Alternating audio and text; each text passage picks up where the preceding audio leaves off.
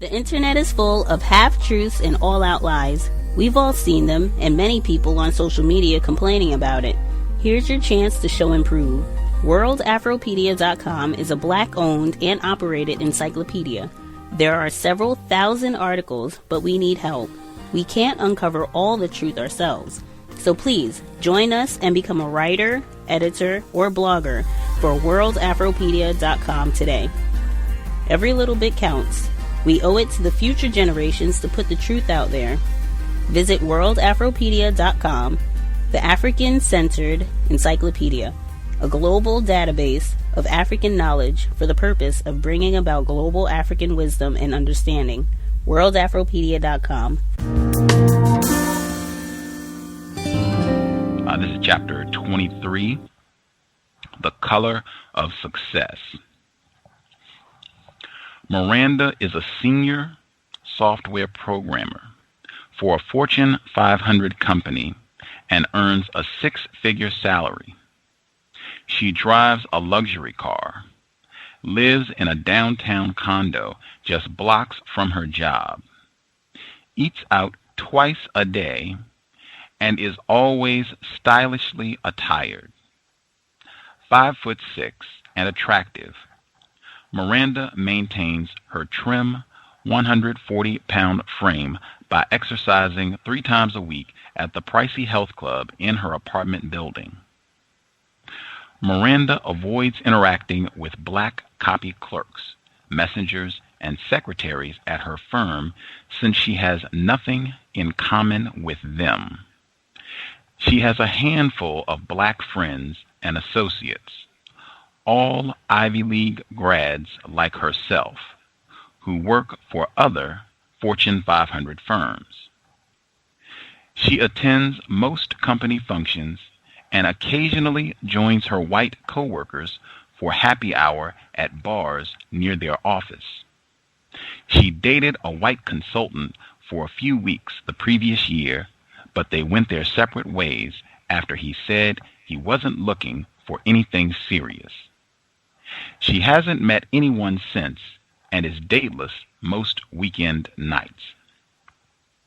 Miranda has dated only a few black men over the last 15 years, but after 1 or 2 dates, they never called again, which led her to assume black women of her caliber intimidated black men.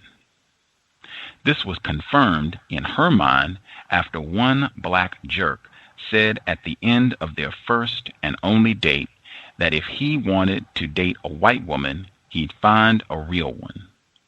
Miranda took that as a compliment. If Mr. Right turned out to be white, she was okay with that. The truth is, Miranda feels more comfortable around whites, which is why she lives in a predominantly white area. She grew up in a predominantly white neighborhood and attended predominantly white schools where she had been one of a handful of blacks. She hadn't stayed in touch with her black classmates and only occasionally wondered what had become of them.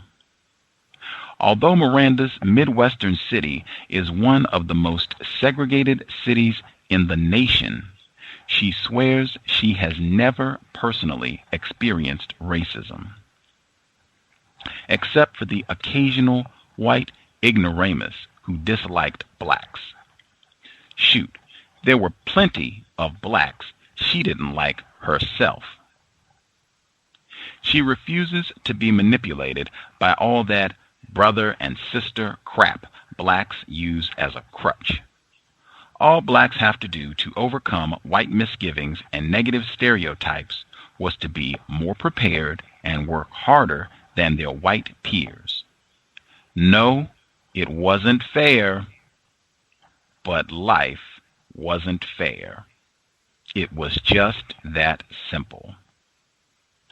Either a person was up to the challenge, and if they weren't, they had no one to blame but the person in the mirror. If they succeeded, the rewards were well worth it. Her impressive career was proof. More proof was the retirement party 3 weeks ago for the black vice president of public affairs. The company bigwigs went all out for McCabe. A rented hotel ballroom, a catered 5-course meal, a 6-piece jazz band, balloons, and champagne. Miranda had never seen anyone, let alone a black man, get such a royal send-off. It definitely beat a 30-year pen from the post office. When Miranda announced to a small group at the retirement party that she was a proud, card-carrying Republican and had never once voted Democratic, she was secretly pleased by their surprised reactions. It was a prudent career move, she added, since the firm's biggest client was a staunch Republican. The truth was, Miranda despises being typecast as a black Democrat. She hated the patronizing way the Democrats threw out an occasional ham hock to get the black vote. Just what had Democrats done for black people like her lately? What was even more aggravating was the way the Republican Party ignored the thousands of blacks who thought the way she and Frank Kebro did. People who were educated, successful, intelligent, and understood the value of an unregulated free market, free trade, and minimal government regulation. Her lifestyle and stock portfolio was living proof of how well it worked. When the firm eliminated an entire division last year, mostly blue-collar jobs, Miranda saw nothing wrong with it. Every company had the right to find cheap labor, even if that meant outsourcing jobs. Management had an obligation to maximize profits for the company and for the stockholders, like herself. Any workers who were displaced had to find new jobs. It was just that simple. On the day Miranda receives an outstanding job review, the firm announces plans to cut another 10,000 jobs to boost profitability. Since the firm employs over 61,000 workers worldwide, Miranda isn't too worried, but assumed the people junior to her should be. Miranda is the only black person in her department, but that small detail hardly causes a wrinkle in her powder-smooth forehead. After chatting with a human resource manager, a black woman she is only marginally friendly with, Miranda discovers that she is the only one in her department with a master's degree. It feels good to know her job is secure. Not that she ever doubted it for 1 second. Miranda feels appreciated at the firm, gets along well with her coworkers and boss, and always gets excellent performance reviews. She is confident they see her as an equal and valuable team member. The following Friday, pink slips are handed out in her department, and there is one with Miranda's name on it. Her entire department is being downsized, and the rumor is their jobs are being outsourced to India. No explanations or apologies were issued with the separation package that included 3 months severance pay. Miranda packs her belongings in boxes under the watchful eyes of a security guard. She is furious, humiliated, and profoundly confused because she never saw the hammer coming. A few weeks after she was laid off, Miranda runs into one of her former co-workers, Beth, an accountant who still works for the firm. She tells Miranda that the programmers in Miranda's department had been transferred to other branches. Miranda is stunned. Why wasn't she offered a job when she had the most experience? And why didn't the sister in the human resources warn her? The look of pity on Beth's face stops Miranda cold before the questions slip out. Then Beth says something that catches Miranda completely by surprise. She says Miranda should file an EEOC suit against the firm. 2 of the senior black accountants in Beth's area were laid off, while she and 3 of the least experienced accountants were shuffled into different jobs. Miranda didn't ask if the 3 were white. She didn't have to. Beth was. 8 months after losing her job, Miranda is still unemployed. The few job offers she receives pay a third of what she used to make. Miranda refuses to consider them, but is too proud to pound the pavement for a new job, even after her unemployment benefits run out. Eventually, the headhunters stop calling. A year later, Miranda is still unemployed, 35 pounds overweight, and is taking medication for depression. Her savings are exhausted, and so she is forced to give up her condo and move back home to live with her bewildered parents. I'll stop there. As I said, many aspects of this book will not make you feel good, but I think all of this is in the effort of making sure that this sort of thing doesn't happen, understanding the reason this happens, the system of white supremacy, what we can do to correct that. Pam, do you want to give us your thoughts on this story? And give us your thoughts. This story, this story was based to some degree on a couple of stories that I had heard. In the Chicago area, there was a company called R.R. Donnelly, and I believe they were the ones that used to print up the yellow pages when they had these big yellow pages. And I remember this happening where they were going to shut down. I think they had 2 locations. They were going to shut down the location on the south side. And the south side of Chicago, a lot of black people live on the south side. And they were going to shut that down to near south side. And it turned out that a lot of the white people that worked at that south side location were transferred or given opportunities to transfer to the other location, but the black employees weren't. And I believe there was a lawsuit about that. So this kind of thing happens all the time. I have a brother, and he's my cousin's husband, master's degree. He's in an office with nothing but white people. They have a one-person layoff, and he's laid off, even though he had more experience and probably more education than some of his coworkers. I just found that was pretty interesting that they had a one-person layoff. They didn't fire him, they laid him off. So this is happening all over America. It's been happening. There's a reason people say last hired and first fired. That's been the history of black people working in white America.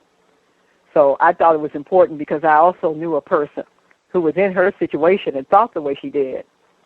You know, he felt that he had grown up in a middle-class family, both parents, black man, and he felt that anybody could have done what he did. And so I asked him one day, are you telling me that if you had been born into a home where your mother was a crack addict and you had been abandoned and neglected as a baby, that you'd be the same person you are today? And he told me, yes, he would. So it was little elements of that throughout the story. And, just a whole bunch of stories. And I'm sure there's a lot of listeners right now that know people like Miranda. And so I just thought it was important to provide illustrations, rather than just constantly write, provide illustrations that perhaps people can relate to. And I think we all know people like Miranda who grew up in these predominantly white environments, or who, for whatever reason, are white identified, and who have separated themselves from the black masses because of their education or their money or their car or their home. And I just thought it was important to let them know that it does not matter what you call yourself. It matters pretty much that you're in a system of white supremacy. And at any given time, they can pull the plug on you and your so-called career aspirations. And that's important for black people to, we have to understand our true status in this situation, in this system, so that we can work to make changes to our status and our dependency.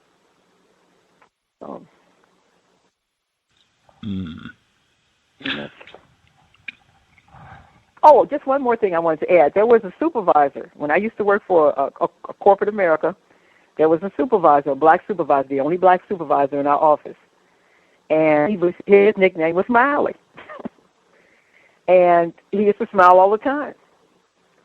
And you paid attention, the white guys that worked under him, they didn't respect him at all. And I believe he retired. I left the company before he did, but it reminded me of that because during the time that I was there, one of the black males who was in the field got promoted to supervisor. And what happened, this is after I left, he got promoted to supervisor, and he was supposedly a well-liked person in our company. But the day he got promoted to supervisor, when he came to work, I guess maybe that week after his promotion, the white supervisors had moved his desk out of his cubicle into the stockroom. And shortly after that, I believe maybe a year or so after that, he wound up getting fired. Now, he had been with the company like 15 years. But all of a sudden now he's doing something to get himself fired. So black people, there's a million stories. We could all tell stories about what it's like to work in this environment.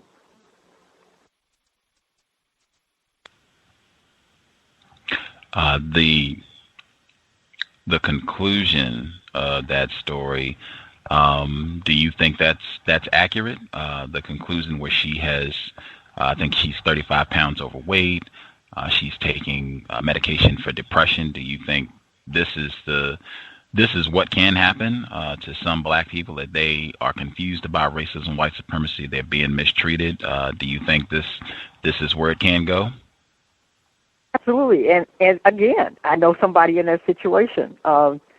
He was the engineer with Motorola and making six figures and had a similar attitude. And when, I guess this was about almost 10 years ago. Well, she got laid off. And I believe she got laid off when some people with less seniority didn't get laid off. And she went into a spiral where she never worked again. And she was an engineer. And I believe she had a master's. And she never worked again. And this is 10 years later. And she gained a lot of weight. And I believe she went through a psychological breakdown. And now her child, she was married at the time, now she's divorced. And I believe her child now is in intense therapy because he tried to kill himself. But this actually happened to somebody that I know, that she went into a spiral. I truly believe that when people get in those positions and they start to believe that they have made it, and they start to believe that they did it, for whatever their belief is, they believe that they're in a position that is really, I won't say permanent, secure. And when that security goes away and they realize that they've been the victims of racism on top of everything else, I believe it crashes their world. Because they really didn't think they'd be in any, they really thought they had overcome it. And so I think that's the danger. And in the first book we talk about the black, well, we actually put that chapter in the second one too, about the black identified black person who knows that they're vulnerable. And here it is. The psychological opposite of the white identified black is the black identified black. The black-identified individual sees the world as it really exists and does not blame black people for being victims of racism. Since they are not in denial about racism, they are seldom caught completely off guard because they keep their expectations at a reasonable and realistic level. Understand that getting along with whites in the workplace does not mean whites see blacks as their equals. This is why most black-identified blacks seldom pursue friendships or relationships with white coworkers to the relief of their white coworkers, and rely on black males and females for their psychological, emotional, and romantic needs. Because we all know black people, and maybe some of us have been fired. But being black identified, if we agree that that exists, you kind of knew it could always happen anyway. When you face racism at work, you kind of knew it could always happen anyway. So you never caught completely off guard. You know, you're not in that twilight zone, in that delusional state of mind where you actually start to believe that you're seen as a complete equal. You always know that you're not. And it doesn't matter if people smile in your face or not. If you really look closely and you pay attention, you can see beneath the masquerade many times by what people say, by how they act, by what they try to get you to say about other non-white people. You can see what time it is if you have your perspective. If you, according to Dr. Wells, if you're playing the right side of the chessboard, you're always expecting somebody to come out of left field or mistreat you. Context of White Supremacy. Gus T Renegade in for another broadcast, hopefully to share constructive information on the system of white supremacy. Today's date, Thursday, August 30th, 2018. So I have been told we had massive technical interference, and I certainly do not claim to be a technical wizard, but frequently when I say on the program, I suspect racist interference. I'm not just saying that to be cute or funny. I really think, yeah, over the years, a decade now, we have had lots of deliberate racist interference. They canceled our broadcast in the middle of a live program once, in addition to us being thrown off the air repeatedly, and the interference to our archives, just lots of things that, you know, are not strange occurrences, and I just think these are deliberate acts of racism. At any rate, I was not able to get the server connected as we were going live. That disrupted my ability. I really couldn't even listen to the audio as it was playing because I was trying to get the problem connected. We are still not connected to the live line. So if you would like to invest in the cows right now, you can message, use all of your social media platforms. You can do a little Instagram post and let folks know that we are broadcasting live, but they will have to call in, at least for the time being. The number is 641-715-3640. The code 564943 pound.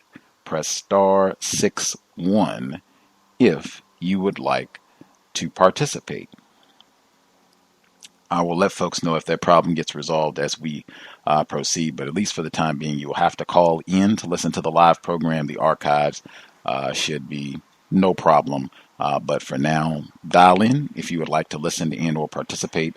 The number again, 641-715-3640. The code 564943 pound. Press star 61 if you would like to participate. This is our weekly caucus on workplace racism.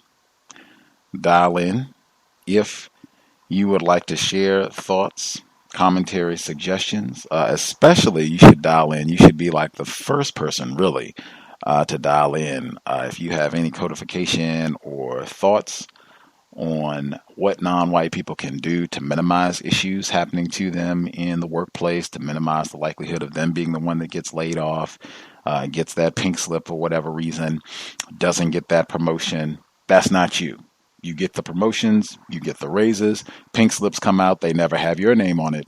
You should be first one, dial in Give us tips, suggestions on how we can repeat your, I don't want to say success, but at least we can replicate your minimal conflict and being able to get constructive resources from whites in the workplace. The segment that you heard at the beginning, Pam the Great, that was her first time being a guest on the program back in the spring, late spring of 2011. This was the first time that she was on the program to discuss the second publication, Black Love is a Revolutionary Act. That's the book that we'll be starting tomorrow, 8 p.m. Eastern, 5 p.m. Pacific, narrated by some of the C.O.W.S investors, thankfully.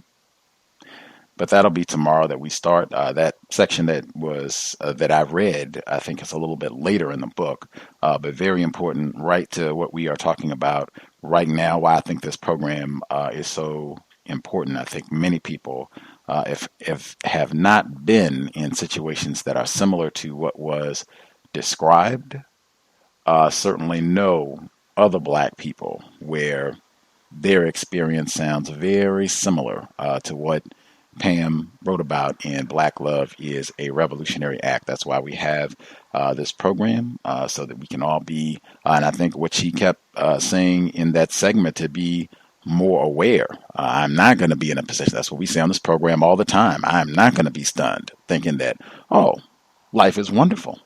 These whites, if they are racist, they love me. And they're not going to mistreat me.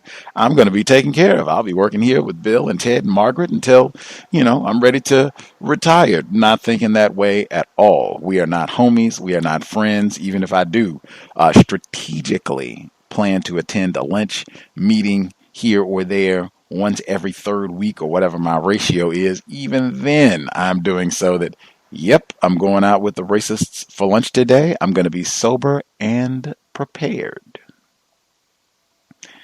Anyway, more from Pam the Great tomorrow. Book Club, Black Love is a Revolutionary Act. From today, we had people that wrote in. There also was a very interesting report from KSDK. I know about KSDK because of Michael Brown Jr. White terrorism, St. Louis, Ferguson. Police Department 4 years ago this very August. But that's how I know about KSDK. I just continue to use that as a site to check information. And they frequently have lots of information about how blacks in Missouri are being terrorized. Case in point, federal agency admits to years of racial discrimination. Call it white terrorism. My hope would be that more people that look like me have the opportunity to be employed. Direct quote. This was published on August 24th. They're one of the largest employers in the bi-state area, but now the government agency admits to years of white terrorism. A self-study ordered by the National Geospatial Agency revealed that their black employees have a harder time getting a promotion than the agency's white employees. And some former workers told Five on Your Side it's a problem that's been going on not for years, but for decades. For 8 years, Carla Green was a cartographer with the National Geospatial Agency. I interpreted photos and drew maps from that, said Green, who started at the agency in 1991. She said at first she felt like a company star who was quickly promoted up the ladder. But then Green said it just stopped. No matter the quality of her work, she noticed she wasn't advancing within the company.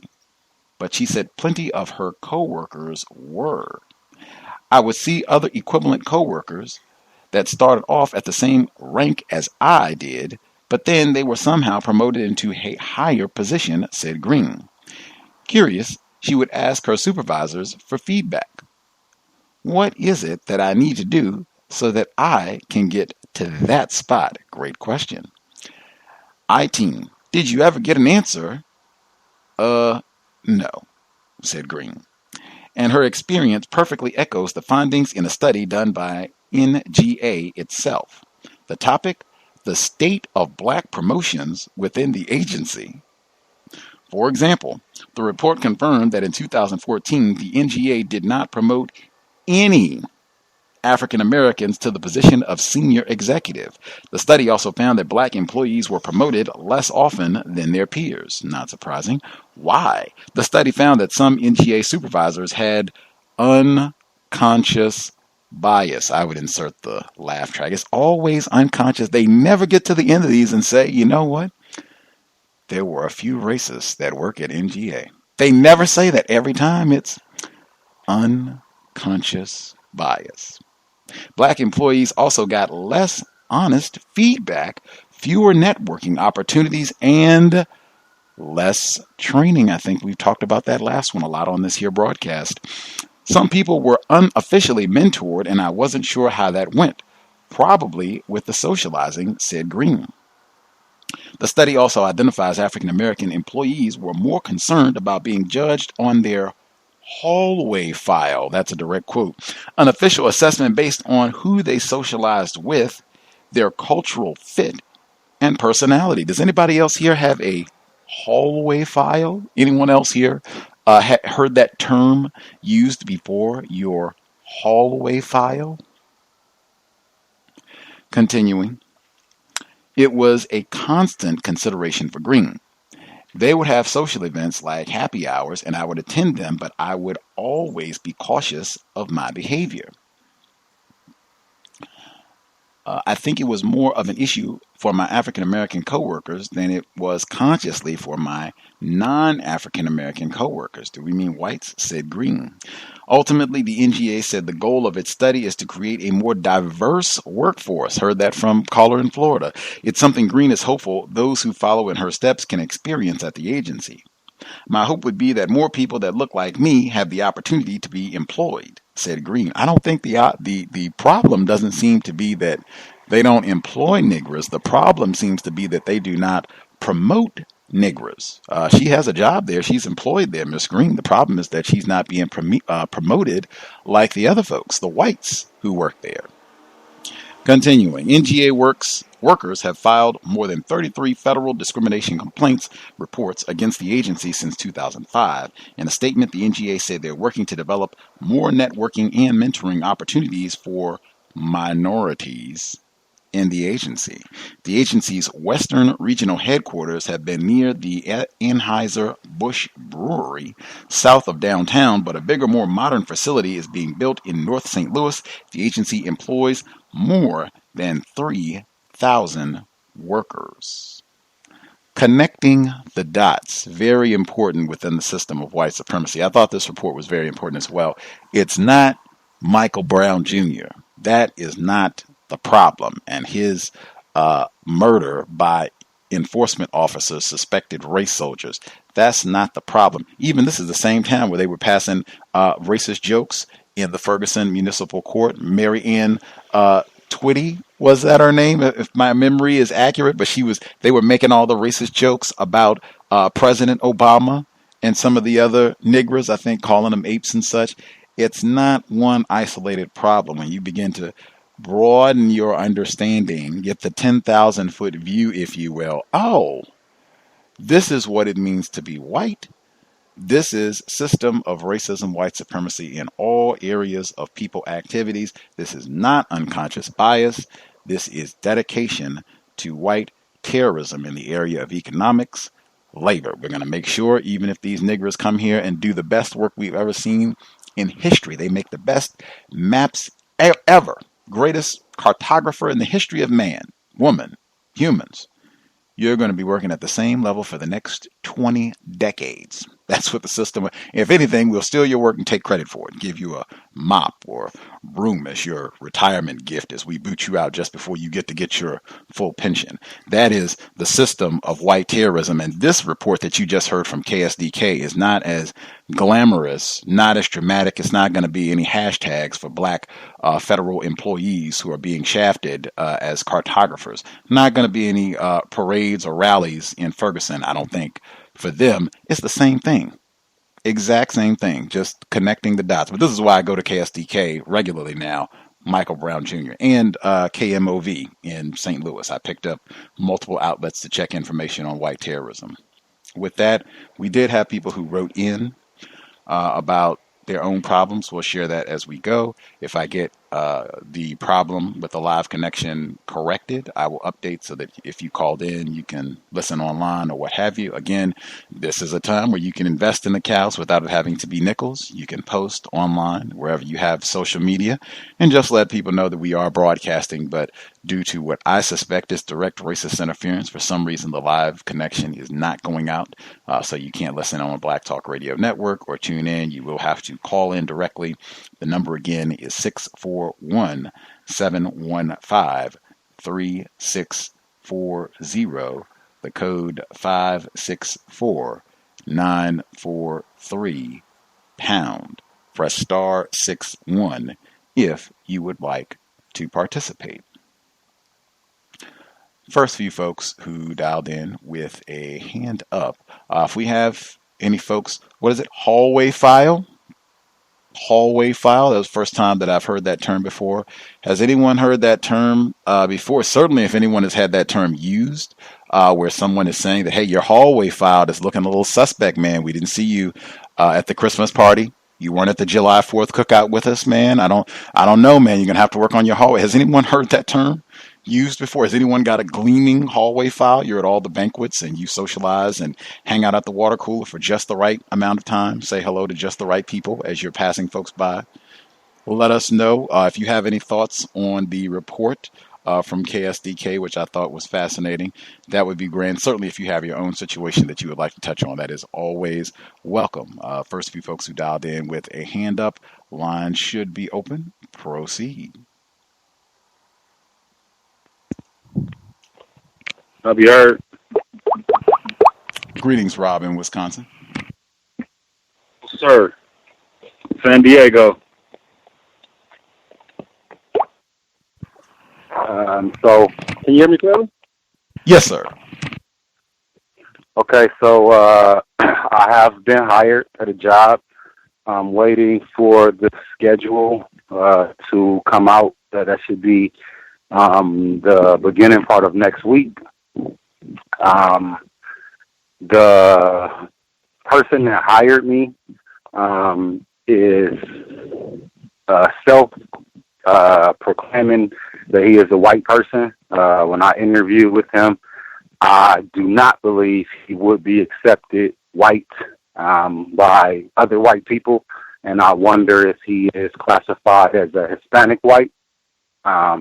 He is married to a black female, and this married couple has adopted a African child and has one child of their own. I didn't hear the reports. I phoned in kind of late, but I just wanted to just give the update of my so-called progress. I know I've been very vocal about what's been going on. So I just wanted to call in to report that, and thank you for taking the call.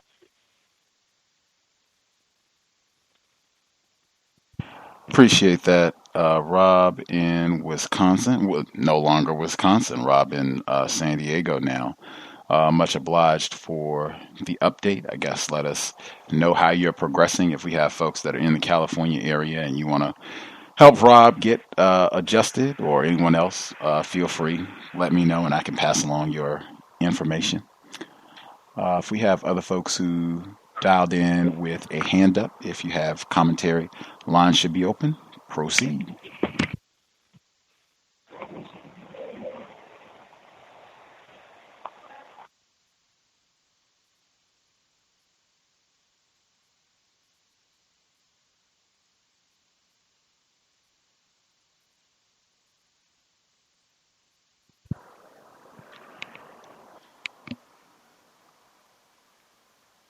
Can I be heard? Yes, ma'am. Hi, Gus. This is Dr. Mania. How are you this evening? Right, poorly. All right, so we identify. Yeah, I suspected that you were having some interference by the white supremacists that tried to call in. I was listening on Black Talk, and then all of a sudden I was on the call, also in the call just dropped. So let me just give the call back in. I just wanted to give you an update in regards to my situation. Um, when was it? I think it was Monday or Tuesday. I went down to unemployment, and what I did first is I called and I asked a question as to what I could do in regards to me being suspended or whatever. Um, and they told me to just go ahead and file a claim. So I did get an opportunity to file for my unemployment claim, and I have to call in for it Sunday. I'm not sure if how you have to do your weekly reporting. Not sure if it's gonna if I'm gonna get it. Still hadn't heard what I had ended up calling the job to follow up to find out what was going on with the suspension. I was somewhat like given the runaround. I was told that the lady that was supposed to be getting back with me suspended, that she would be getting in contact with me or the information would be passed on to her that I called. I still hadn't heard anything back from them. I haven't gotten an email. I haven't gotten anything in regards to that. So as far as the laws or what have you, I guess I would just have to keep you guys posted as far as what's the outcome of the situation. I thought I had a little part-time thing, but that fell through. It was something that was supposed to last for about 10 days, and that fell through. I just got a call this morning that they're going to be using their own services. It was just to help out with some volunteer services at for one of these events they was going to have, but it was going to at least bring some income in. And that fell through earlier today. And there was another job that I was trying to work on and a career that I really wanted to get into that I'm certified for. And the racist suspect, I had suspected that she was kind of leading me on, making, having me believe that I may be able to get the position. So she never got back to me. And then when she did get to me, she said, well, I don't want to make you think that I'm leading you on, but we're just waiting for funding. We might have this opening in the future at such and such place. So then I asked her about it maybe I think last week, and she said, oh, now they'll be getting probably in October they'll be having the position open. And then this week, I was told that no, it may not be available to now. They don't have money or funding for it. So, I kind of got the feeling that they kind of like to toy with your feelings or make you think kind of get you excited about something, and then it's just to play with you. So. But as far as this job is concerned, at least I'm doing what I need to do. I did call legal aid, but what happened, I had legal aid on the phone and the unemployment office at the same time. So unemployment answers quicker than legal aid. So maybe I'll get the answers that I need through the unemployment office as opposed to legal aid. But I still may follow that route also. And that's basically my follow-up, and that's all I have to really share. And it's always a pleasure hearing Pam's insight, and she is missed. And that's all I have, and thank you, guys. Indeed. Tomorrow, book club, 8 p.m. Eastern, 5 p.m. Pacific. Black Love is a revolutionary act. We will get to hear lots more from Pam. Incidentally, and going back to something she said in the audio segment that I played today, something that we touch on regularly in terms of just having expectations that are in line with logic, with the fact that we are in a system of white supremacy racism. I'm a big advocate of not having real high expectations and thinking that whites are going to do right when they, start talking about promotion or you're going to get this sort of raise if it's just verbal, if it's not in writing, until you have it written down. Yes, this is the promotion. This is your new salary. This is your new title, or whatever it's going to be. When you have all of that information confirmed, then okay, we can, be happy or whatever it's going to be. But until then, oh no, because exactly as was stated, whites, they adore doing that sort of thing to get us all excited and planning for this and thinking that we're doing well and moving on up. And then exactly as bam, to drop the hammer just to see you all disappointed and you had all these plans and high hopes and nope, just be really, really disciplined about that in the workplace and really in any sort of situation where you are having to rely on whites to honor what they said. Wait till you have it in your hands, whatever's supposed to happen in writing. And even then, still be good to have a little bit of paranoia, just system of racism. They are all about mistreating, harming non-white people, especially black people. Other folks who dialed in, if we've not heard from you at all, anyone hallway file? Anyone heard that term before? Hallway file. Get that in as well.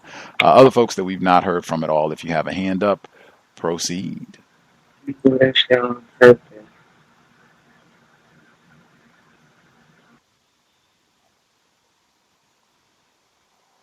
Hello, may I be heard? Greetings, Red in Nevada. Hello, everyone. Thank you for taking my call. I just had, I guess, a couple of observations this week. I know I've been at this plantation.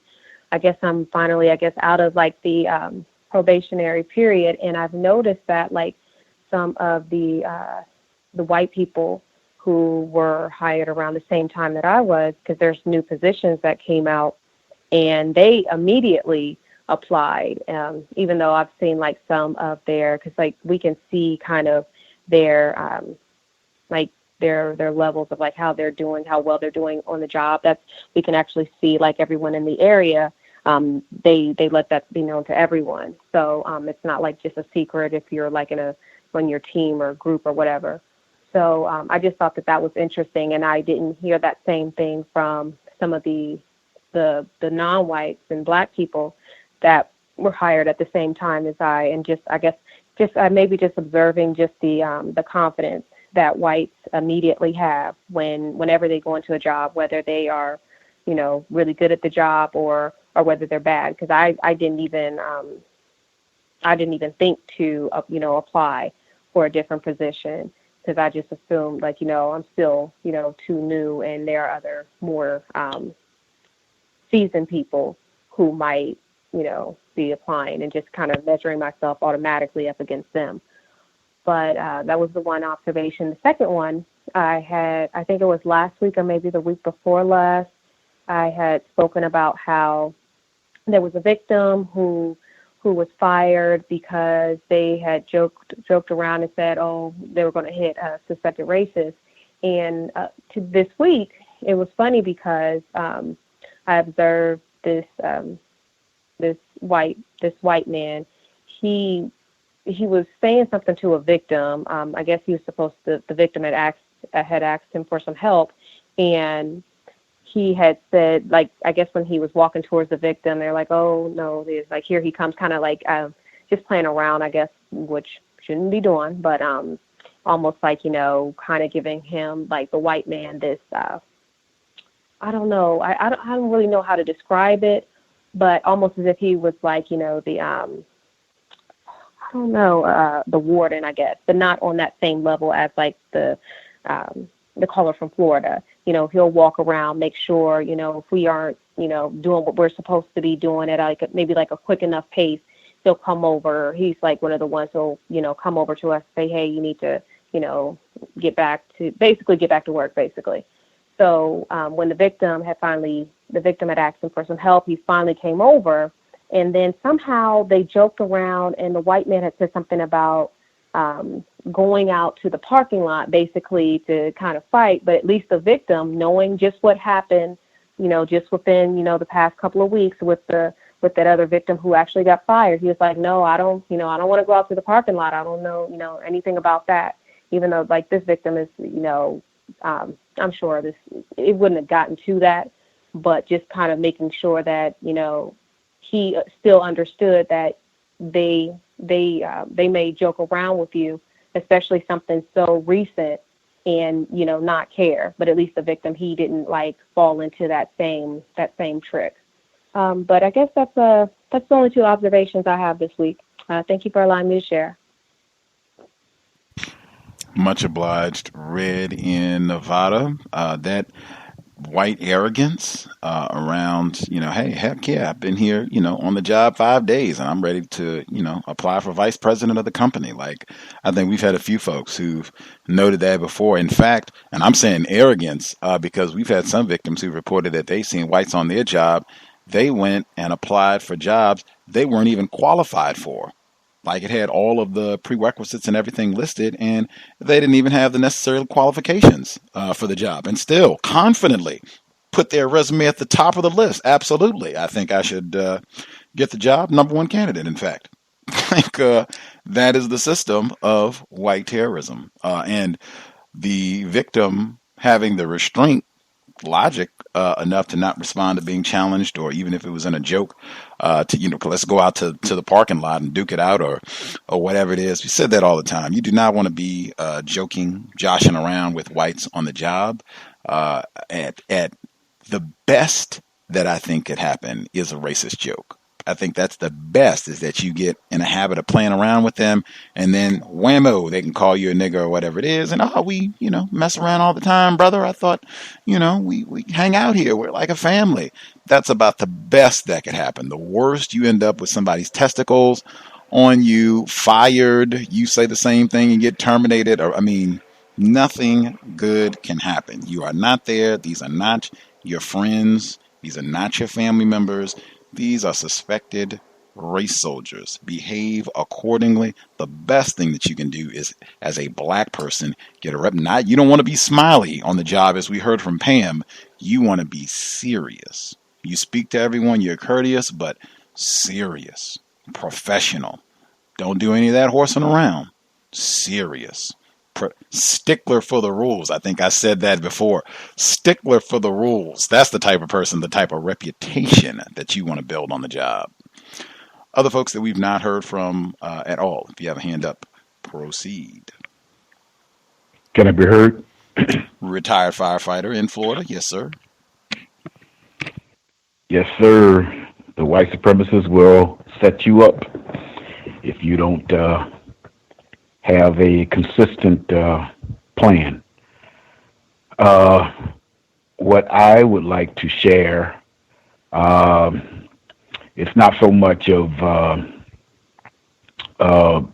problems in the workplace, but it may be considered to be remedies for the problem of workplace racism. And I'm specifically talking about hiring a non-white black person or black persons to perform tasks. In this case, something that most people will consider to be important, the replacement of your roof of your residence. I'm in the process of employing a non-white black person specifically, and I'm kind of, I guess you can call it shopping around in the process. I interviewed a non-white black male this morning, and relayed to him specifically. That's one reason why I was seeking to hire him. Basically, he explained to me his process, his policy, his process. I would say the price is right. Normally, down here in South Florida, to have a roof replaced, it would cost anywhere around between $10,000 to $16,000 for the size home that I have. And he is actually, his fee is below $10,000. The only potential negative that I see in listening to him He mentioned about he doesn't have a contractor's license. He works for a company that's supposed to be black owned. Also, he said, and he also does work on his own. Uh, Even though he doesn't have a contract license, it's primarily, he says, because of, and I'm going to quote him, because of racism. Uh, he scored a particular score on a test. Uh, he took the test.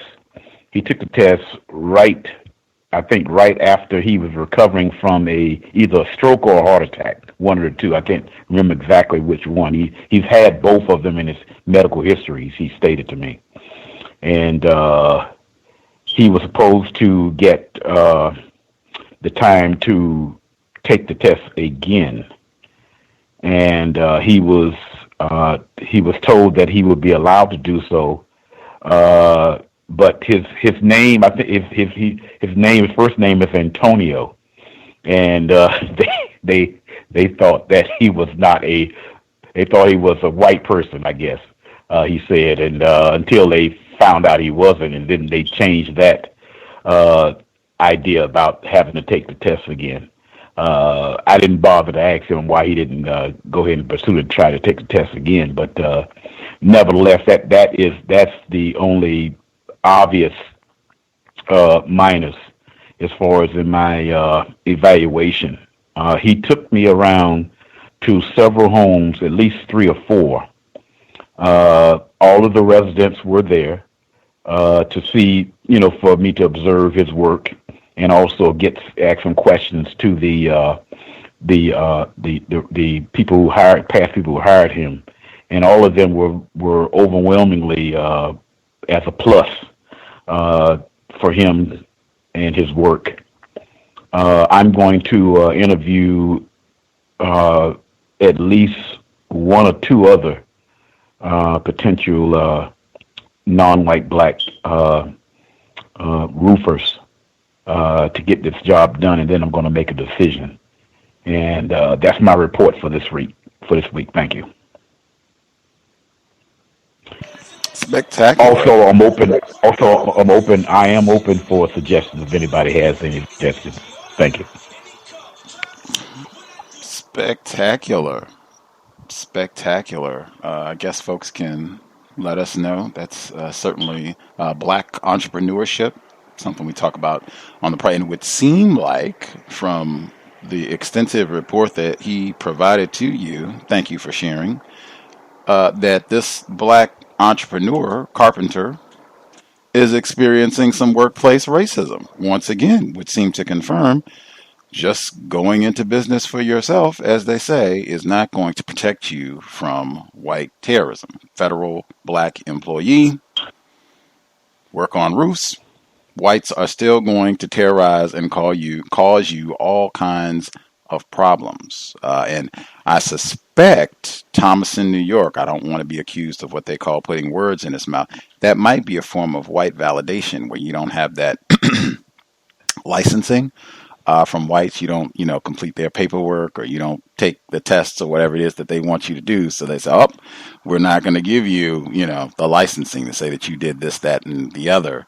Maybe you could charge more money, or, have a little bit more prestige, another white star on your resume when you go out to market yourself, because of racism, white supremacy. And I think a lot of black people have reported having a name that whites maybe got confused and thought, oh, this is not a Negra, and then a Negra showed up, and that, changed everything. I think we've heard a number of reports, and they've got a number of studies, probably a few libraries of reports on that phenomenon happening all over the world. Other folks that we've not heard from at all, if you have a hand up, line should be open. Proceed.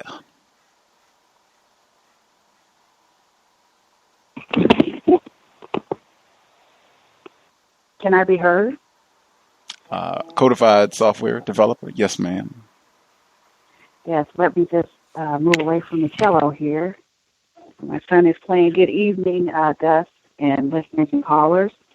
A few things stood out to me today. One, the reading from the reading that you gave, the recording, was a cautionary tale, a great cautionary tale on how to expect the worst at all times at your job. Things are progressing at my job.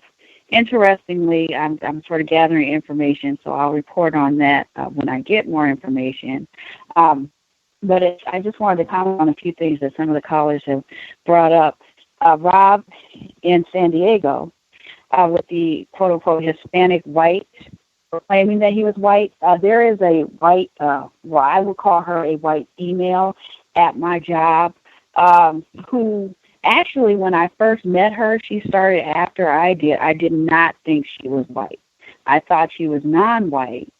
But she said that she was white in this big proclamation. And so I treated her as though she was white. But she acts, and this is a very bizarre thing, I can't really describe it. She does not carry herself as though she is a white female. She carries herself as a non-white female would. I still treat her as a white female, but it's very bizarre. I suspect maybe there's some racial classification confusion that's been happening. They've been sort of pushing these Hispanics and quote-unquote Hispanics into various racial categories over the past couple of decades or so, and that may be the cause of that. Wait a minute. Before you get to the new story, just on this suspected racist, I had two quick questions just for clarification. Yes. You said she made a proclamation of her status as white. Like, if we could get details, because I'm just trying, like a software company, like how does, that was one. And then the second is you said that she carries herself like a non-white person. Like, what does that mean specifically? Like, what behaviors is she saying or doing specific that you would say this is functioning like a non-white person? Okay, so to the first question, so she had started to work or whatever, and another white female decided that she was going to have a lunch with the girls. Okay, so at the time there were 4 female developers at my job. Me, this quote unquote Hispanic, the other white female who called me lunch, who was also quote unquote Hispanic, but clearly white. She's Argentinian, she's clearly white, and another white female, blonde hair, blue-eyed female. Right. So I said, okay, I'll go to this one lunch. Now she tried to do it again, and I kind of figured out a way to get out of it. Anyway, so we're at this lunch, and there was a non-white, so-called Asian male who had started with the female that I'm talking about. And he quit all of a sudden, and he wrote this scathing Glassdoor review about the racism that he experienced at the company. And I was just listening, and I just, I'm not really discussing it. And they're trying to get my view on it, of course, because I'm the nigger there. I'm not giving any information. She says, well, I wouldn't know because I'm white, like that. And I was like, So I thought 2 things to myself at that point. A, you probably practice racism extensively, and B, white people don't believe that you're white. Some white people do not believe that you're white, if you have to proclaim it like that. I mean, I didn't see the other white females proclaiming that they're white because they know they're white. As far as the second thing, it's just the way she speaks, and it's the way she responds to my codification. So generally when I'm dealing with white people and I deal with them as they are white, they're not surprised about that. The behavior, when you're codified, that behavior is correct behavior. So they're not surprised by it. They may try to, talk to you every once in a while, try to be friendly with you, but after a while they just sort of blow you off, right? They're just, either they blow you off, they're not surprised. Like, she seems very confused by it. Almost like she's confused by why I would treat her as someone that I don't want to be associated with, don't want to be around. I'm cordial, right? I'll say hello. But she seems very confused by that behavior when other white people are not. She's also engaged me in conversations about work, where she doesn't display a certain confidence. I don't really know how to explain this, but white females, they're usually fairly confident. They could be the most incompetent people in the world, but they are fairly confident about themselves and about their jobs and about everything else, just from being white, and being white female. She doesn't have that. She's displayed some of the show-offism. You know, we're talking about Mr. Fuller, you know, showing off what we know or what we can do, what they allow us to do. She's done some of that. I don't really see white people doing that. So maybe that's, I don't know. I can't really describe it. Hopefully that helps. Fascinating. Thank you for the clarification. You had newer updates. Okay. Sorry about that. So the news story that you were reading, and you commented that, you know, sometimes they'll keep you. I mean, they'll keep you in the same position. Sometimes they'll steal your work ideas, or your work, or your ideas, or whatever, and claim it for themselves. Non-white Filipino male, so-called Filipino male at my job. He recently experienced this about 2 years ago. He was talking about a part of the system that needed to be updated. It needed to be streamlined. He had an idea for it. He is architect level, but he's not being promoted to architect, of course. About a week ago, yesterday he tells me that about a week ago, they called him into a meeting, and they said they had decided that they're going to go ahead with this idea, and they gave the credit for the idea to a white male. So he's a little miffed about that. So that made me think about that. As far as the hallway file, I've never heard of that. I do have a couple other reports. I was walking into the break room to get something, to get some ice, and there were 3 white males in there, and this non-white, I get so-called Indian. At this point, I found out he was sick, so I guess so-called Indian male. And he's a younger male. He's an intern at the company, and he really is, you can tell he's very white identified. One of the white males, one of the most overt racists in the building, was talking about how he was not allowed to play with secular children when he was a child. And this white male is Lutheran. And so basically secular meant anybody that wasn't Lutheran. And I turned and I said, what is your definition of secular? And he said, well, you know, it at that time it was just anybody who wasn't Lutheran. I said, I don't believe that's Merriam-Webster's definition for secular. And, you know, everybody started laughing. And so this white identified kid, you know, he starts, or young man, he starts, all of a sudden, he's been looking at his phone, he's not saying anything, but all of a sudden he starts mumbling under his breath about how he's sick, and does that make him sicker, and everything else. So he seemed to get this confidence. And I was just thinking about how non-white, non-black people oftentimes get confidence from black people around them, and from more codified black people especially. I've had that happen several times. And that's all I have. I will. Oh, one more thing. Stickler for the rules. Yes, always be a stickler for the rules. White male came to my job on my team. He was pretty short. You're not supposed to wear shorts. I looked at him and I looked at my boss and I said, oh, we can wear shorts now? And my boss said, oh, no, we can't wear shorts. You need to go home and change. So that's all I have. I'll mute my line. Thank you. They had that report on the Harvard Business Review, not the ignorant one where they were encouraging us to open up to race soldiers on the job, but the constructive report about the importance of asking questions. Oh, we can wear shorts on the job? Woo! Got my outfit ready to roll. Oh, no. Oh, okay. And I'm not even snitching. I'm just, getting clear. I would like to wear shorts tomorrow. Like, hey, let us know. Maybe the policy. Oh, it didn't. Okay. Good to know. Good to know. Asking questions. Stickler for the rules. Amazing. And I've noted that same phenomenon when one non-white person, the Grandcester, Dr. Frances Cress Welsing, she said consistently, one thing that you can do is to not participate in non-constructive behavior yourself. You don't participate in the gossip. You don't participate in talking bad about other black people on the job. You don't throw trash downs doing the 10 stops. You don't throw trash down where black people live at. It can have a huge impact. Just having one black person being codified, one black person willing to ask a question. What do you mean when you say secular?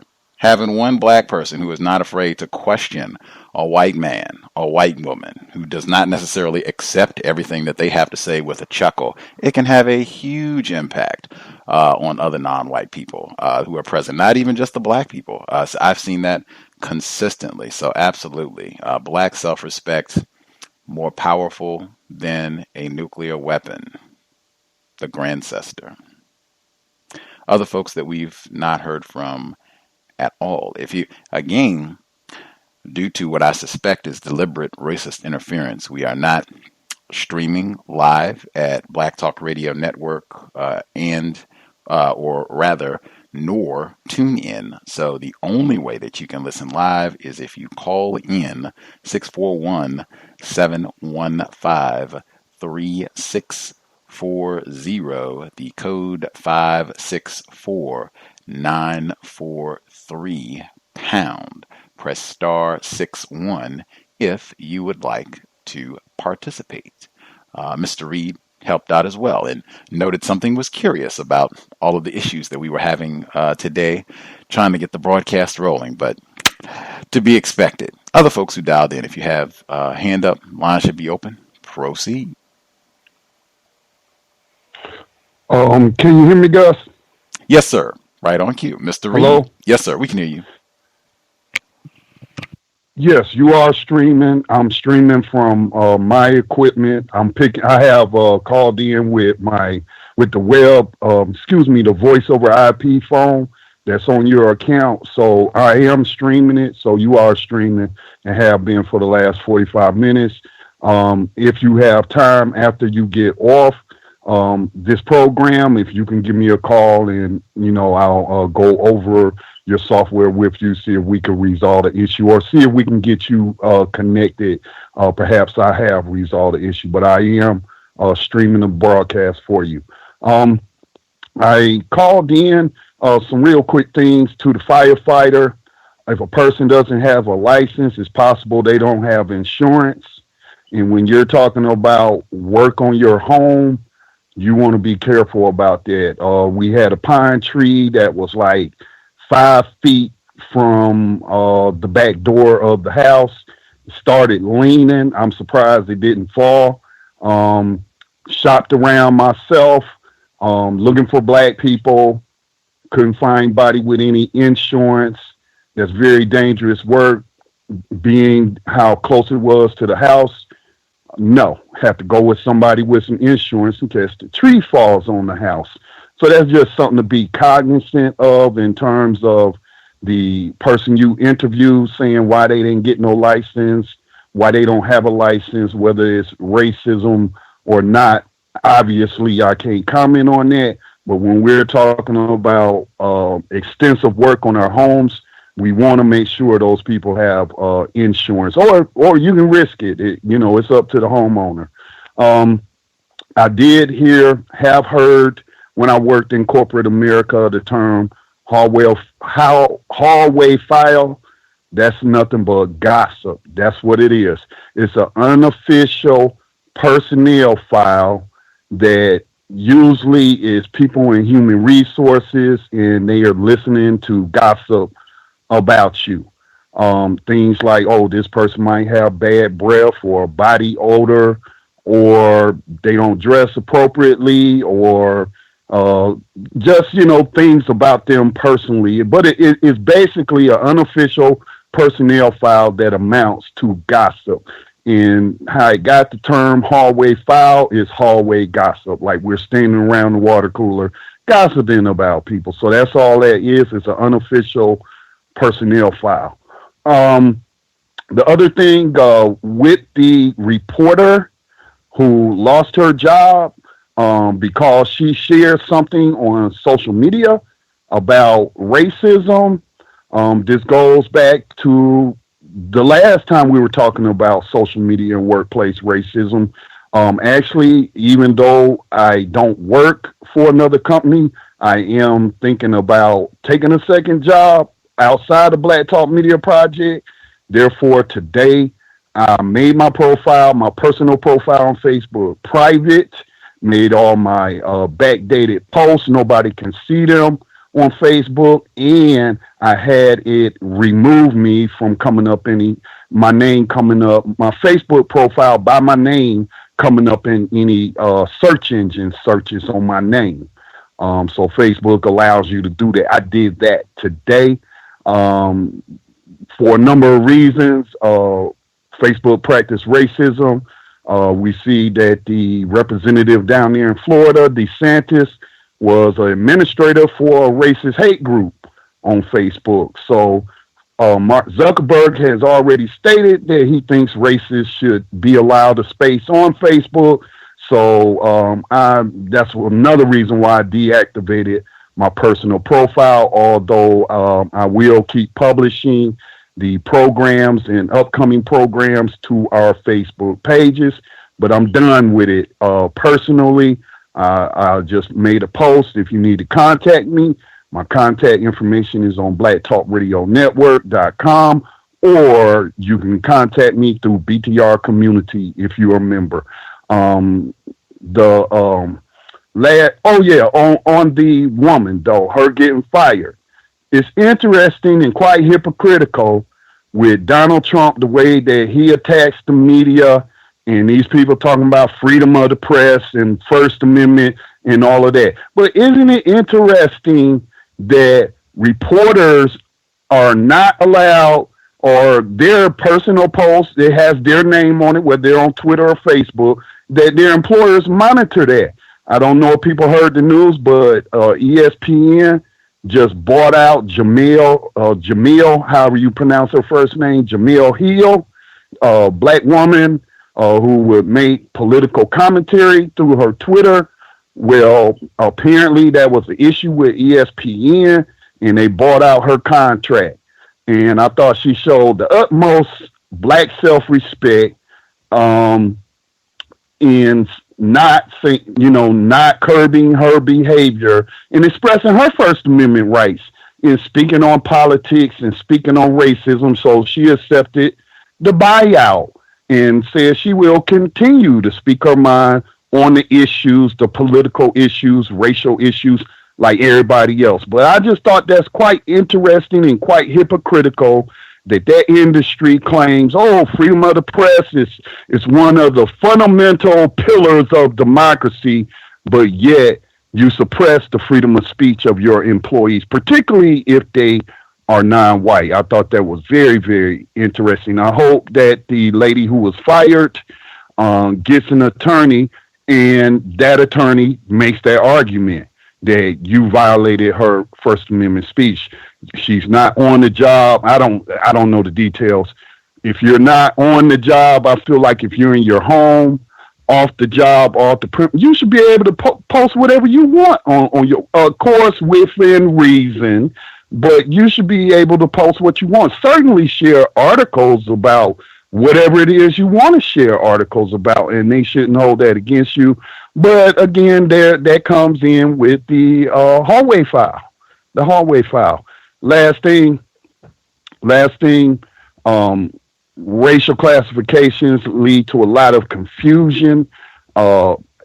Hispanics, to what the codified software developer was talking about. Hispanics, I look at them like this. Hispanic first isn't a racial classification. It's a language. It says you come from a Spanish-speaking country. That's what that means. For anybody that's been around, quote-unquote, Hispanic people, my daughters have two friends from high school that we still stay in touch with. They come by. They date other non-white. One of them is actually dating a black male. They have melanin, okay? You can tell if somebody got some melanin or not. And I'm not talking about artificial melanin from sitting in the sun in a tanning booth or spraying on some, paint, body paint or whatever it is that they do to color themselves. But non-white Hispanics usually identify themselves by their nationality, like Puerto Rican, or I'm Honduran, or I'm from Colombia. So it's not a racial classification, it's a designation for what language, what country you come from, and what language that you speak. But I look at their phenotype. If it look white, it is white. And thanks for taking my call. Much obliged for the tech support, Mr. Reed, founder, Black Talk Radio Network, hard at work.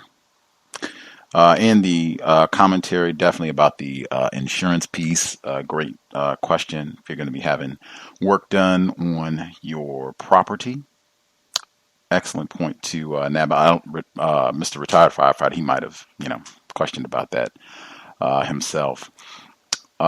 The number again, 641-715-3640.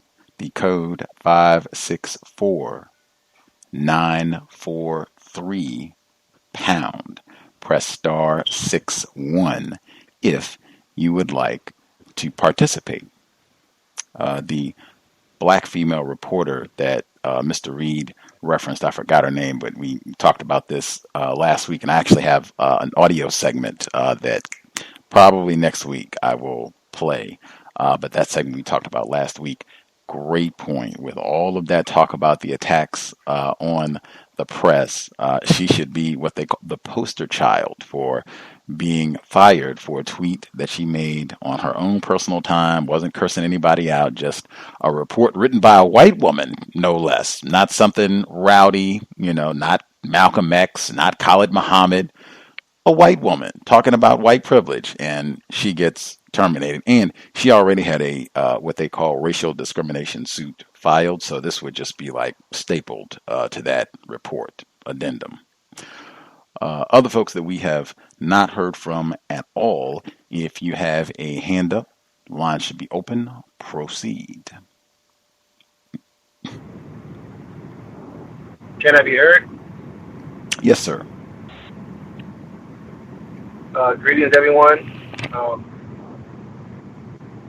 I'm just getting off the plantation myself here in California. I just had a question.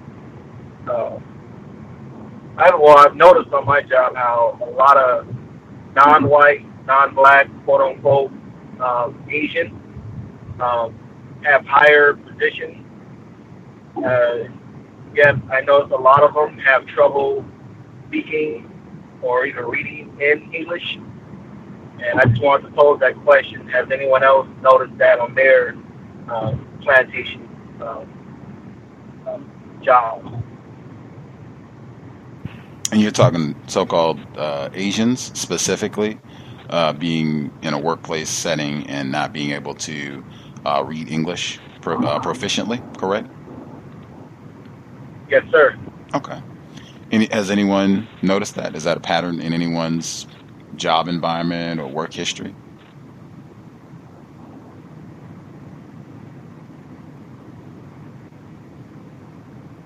I think there might be. I noticed it when I was in college with a particular professor, and that was at a historical black college, quote unquote. And I've heard about it on other jobs also.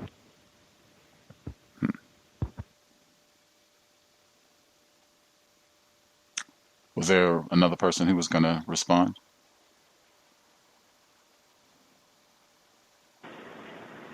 May I be heard?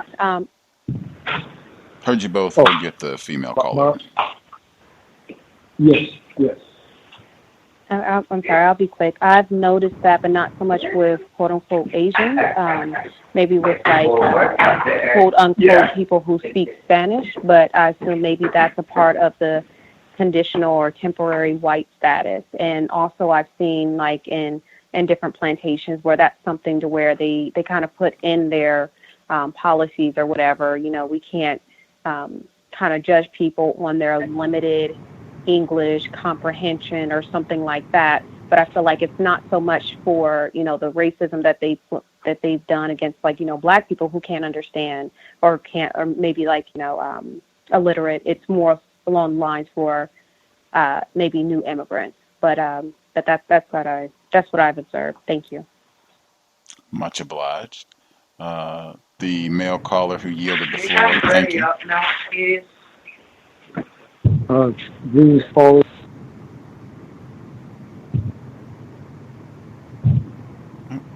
Oops. Oh, sorry about that, sir. There's a lot of background noise. I don't know if you could get to a spot that's a little quieter, maybe. Yes, sorry about that. Yes, sir.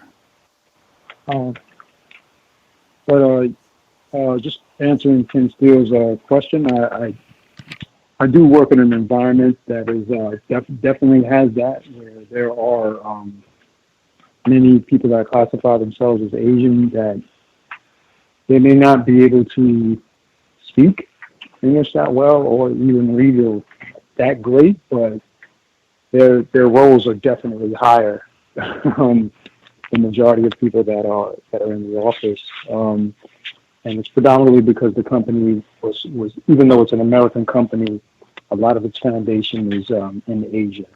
So I think that's part of the reason why. So my situation may be a bit biased in itself because of the company's early beginnings. With that said, I'll mute my line. Much obliged. Much obliged. I don't think that was Mr. Steele's question, but I think he is with us as well. Are there other folks who wanted to respond to that question before we start? Can I be heard? Heard both of you. Clarify something. I heard that's what's going. All right. Thank you, Ivy.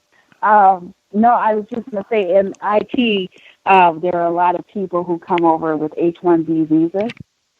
So, or come to this country with the so-called country with H-1B visas. So I have experienced that specifically from the area of the world they call India, where they do speak English, but it will be more of a British-like English, and they will have certain idioms that are specific to that area of the world that they will use.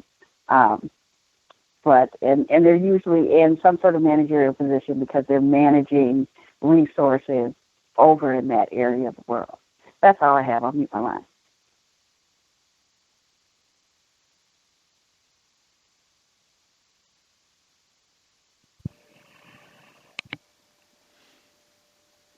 Let's see, Ivy.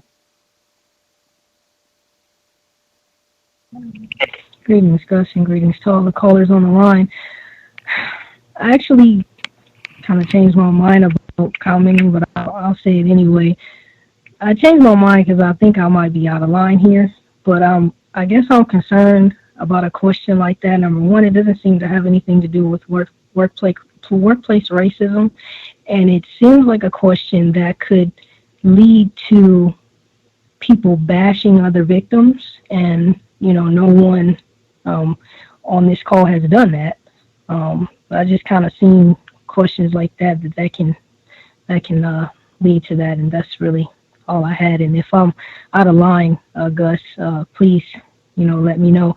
And Codify Software Developer, I can't help but ask this question, but what you guys was, I guess, exchanging with earlier, and that was it. I'll mute my line. Much obliged. Well, I don't think anyone has, quote unquote, bashed any non-white people. The question about, I think it was Asian specifically, being in the workplace and not being able to read correctly. What I would say is that might be true. I think at least a few people that we heard from, other people, can give their response if they would like. But that might be true. I don't see any reason, to doubt it, to say that they are not being truthful.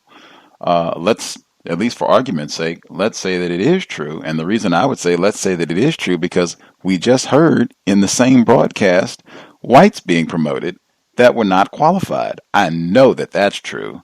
We just heard within the last week on the compensatory call-in them graduating black people to high school who could only read at a third grade level. That means they're getting to the 9th, 10th grade, they can only read at a third grade level.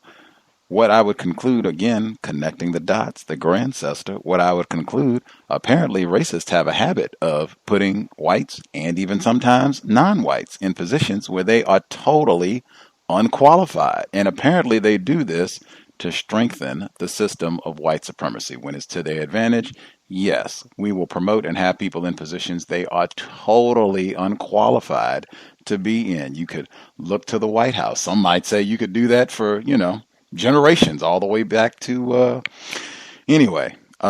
Yes, that is a big part of the system of racism, white supremacy, and I think if there's going to be frustration or anger about that, to make sure that the folks who are most to blame, very, very important. I think that's what happened thus far. Didn't seem like anybody was about to go strangle other victims about all this, but we shall see. Did anybody else want to answer that question?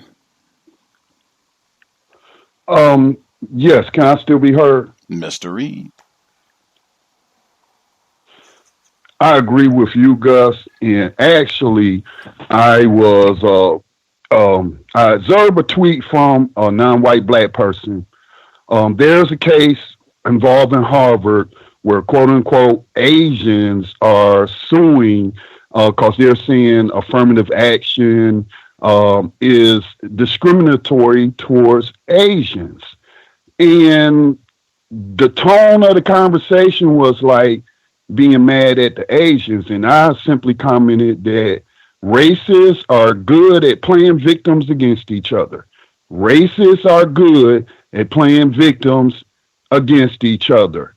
And I suggested that if we're talking about Harvard, Harvard has a very documented history of slavery, and therefore, if we're talking about black people wanting to get into this school, that I would make the argument not under affirmative action, but under reparations. Okay, let's pull it out from under, because non-white people, while Asians, Mexicans, Mexican Americans, Japanese Americans, Chinese Americans did not go through slavery like black people did under Jim Crow. They were discriminated against.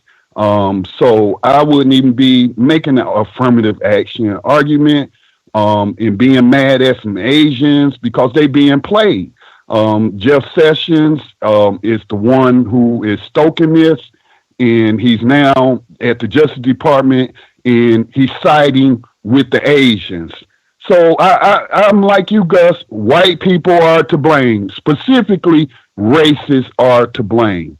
And I think we need to be cognizant of how they play us against other groups, other victims. Thank you. Founder, Black Talk Radio Network, Mr. Scotty Reed, much obliged. Anybody else want to respond to that question? Asians being in the workplace and not being proficient reading English?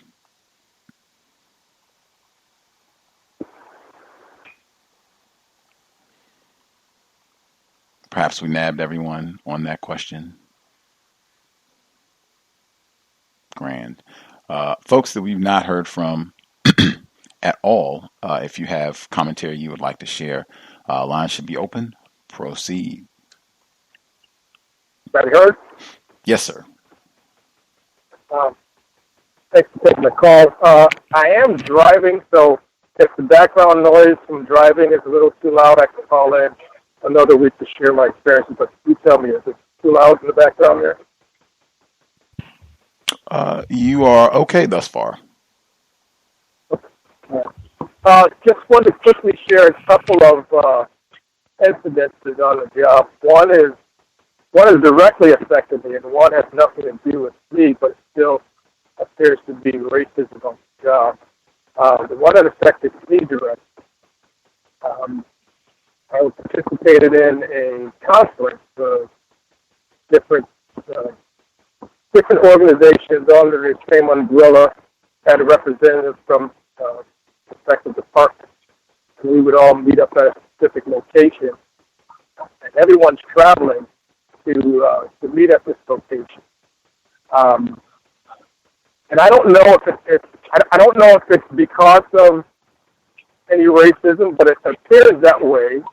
So again, you always kind of suspect little racism and things don't pan out the way that you expect or believe it should be. But let me just kind of proceed by saying, you know, in my email in Outlook, you're able to attach your photo so that people within your organization, if they receive emails from you or search your name, they're able to see your photo as well. So I did attach my photo, so if someone were to search my name or begin to type my name, they would see my picture of being a black person. So I don't know if that had anything to do with what I'm getting ready to share. So the meeting, there was organization of the meeting, and information was shared as far as the meeting place. It wasn't clear on where the meeting place was, but any of the communications kind of spelled out a particular location. And so we had to travel, and I had to get on a plane, and also I'm there in the hotel the night before, and by listening to the cows there, it really kind of helped me to kind of develop a little bit more of my code of trying to be there on time and trying to, you know, to appear, you know, timely and so on. So I look at the night before I go to sleep, I just want to make sure I'm being prepared and saying, okay, what location again? So the only communication that I saw was a specific location of where the meeting was to take place. I get there early before the meeting is to take place. I have to check in with security and everything else. So I get there, and the security guard is asking, okay, you know, you have to pick up the phone before you can get through the door. And he's asking, okay, well, what's your name and what are you here for? And so I try to explain, and, you know, he can't find any information of why I'm there. And, well, what's your name? And, you know, finally I start floating out different names of people that should be in charge of the meeting. And then he says, okay, well, come on in. And I get there. I see the list of names and all of everyone that's supposed to be present. And he says, well, you're the first one from your group.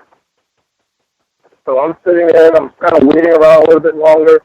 And then finally I get an email from one of the organizers saying, hey, by the way, the meeting is not at this place, it's at this other location. And I'm like, okay, great. That wasn't clear to me where this other location, that it was going to be at this other location. So I plug in my GPS. It's about another 20 miles away out of town in another city. So I get there, and of course I'm late getting there, and everybody else is sitting there. Oh, by the way, I'm the only black one. All the others are white. There's one Asian, there's one Middle Eastern, but I'm the only black person. So of course I'm walking in late now after the meeting had already taken place and the organizers already presenting and all. And a little bit later on, I share my experience to a couple others, and then while we're at dinner, I share it again with another, and I hear the person who was communicating the details say, well, yeah, you know, we did have a change of the location, and by the way, the other location is the place we went at the second half of the day. And so I heard him say, well, yeah, there was a change in location. I emailed, copied everybody except for me. You know, he called my name out. And I'm like, how is it that my name got missed and everything else was, I'm carbon copied on everything else, but for the meeting change location, my name got missed. But everybody else got it. And I was like, that kind of made me scratch my head and go, I don't know, but I kind of suspect that something, you know, some type of racism was going on. I don't know. Another scenario that doesn't affect me directly, there was a woman that left position, another person came in, and I didn't know at the time that she was Puerto Rican. I thought she was white, you know, and it wasn't until later on, talking with her in the break room, I found out that she was Puerto Rican. And not too much later, maybe about a couple months down the road, I don't see her anymore. And I'm like, okay, well, what happened to her? So I go on social media to try to look up her name, and I find her, and I send an email or I send a chat to her, and so she, hey, what happened? I haven't seen you in a while. What happened? Only, and the main reason why I was asking is because after I found out she was Puerto Rican, then I kind of suspected something, you know. So I said, okay, try to get out of her. What happened? And she just said, you know, things didn't work out, and that was it. And then, you know, maybe about a month later, another person came in her place, and she was a black woman, kind of slim, natural hair. And I noticed that whenever we had meetings, that whenever, you know, we would have to sit at tables and all and watch video or whatever the case may be, conferences and all, that whenever she sat down at the tables, that none of the white people really talked to her. You know, so I'm like, oh, goodness. You know, after listening to the cows and all, I'm like, this woman's going to start experiencing some racism from other women, other white women there.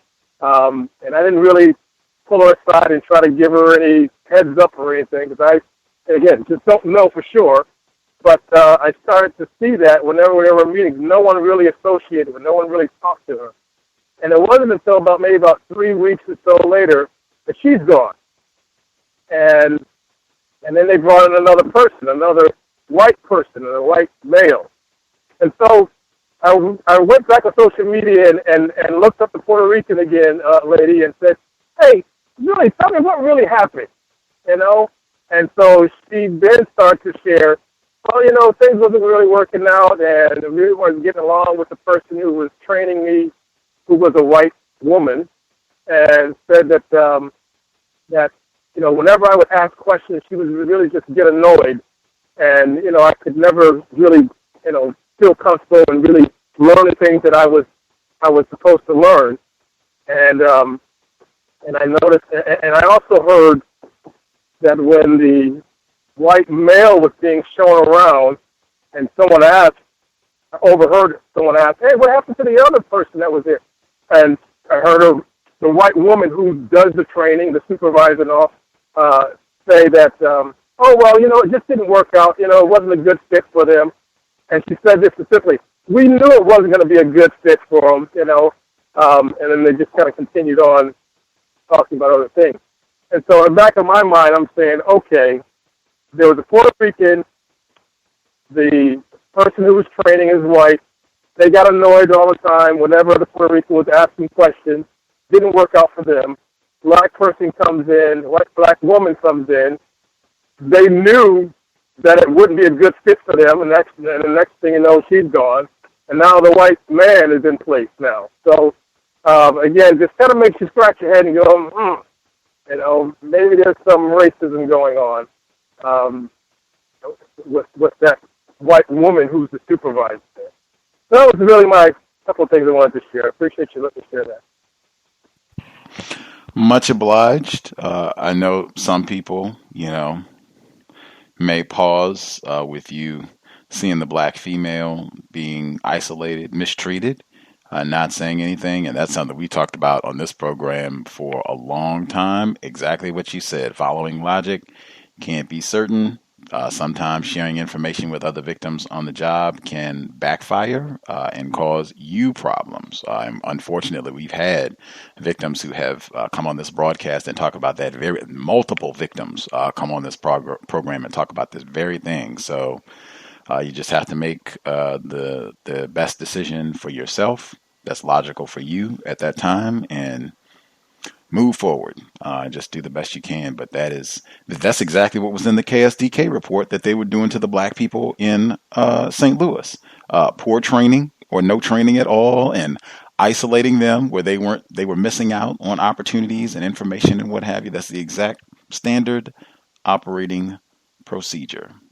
Just getting a better understanding of how all of that works. I was thinking the question when the first incident that you talked about where the information for the meeting changed and you didn't get the updated information. You were the only person, in addition to being the only Negra, you were the only person who did not get the updated information about the meeting. I think a great question in those type of situations, when it's found out what the reason was behind all this, when they do the investigation and oh, this is what it was, what can we do to make sure that this sort of thing never happens again? Question. And see what they say, because though, and that's, you're not making an accusation, but this is serious. I mean, wow, imagine, this could have been anything that could have been really important. It was important what it was, but I mean, this could have been something even more significant than a luncheon or, whatever it was. This sort of thing, we want to make sure that this never happens again. What can we do to make sure that, we take those steps? And get a great answer on. I think that's a good question to ask in those type of situations. In addition to not being surprised, that was in Bamboozled, Spike Lee's film. I didn't see his latest flick, but Bamboozled, fantastic. Damon Wayans and Will Smith, so Jada Pinkett Smith. They had that's right at the beginning of the film. Same thing. The time of the meeting gets switched. He's the only black person present, and he ends up being late. He fusses, and exactly what we just talked about. He fusses at his black secretary, Jada Pinkett Smith's character, and she's saying, "How's it my fault? They didn't tell me. I'm not going to relay the information to you when they don't tell me. They're mistreating both of us, and then have us fighting with each other." Beautifully illustrated in Bamboozled. Other folks that we've not heard from at all, if you have a hand up, line should be open. Proceed.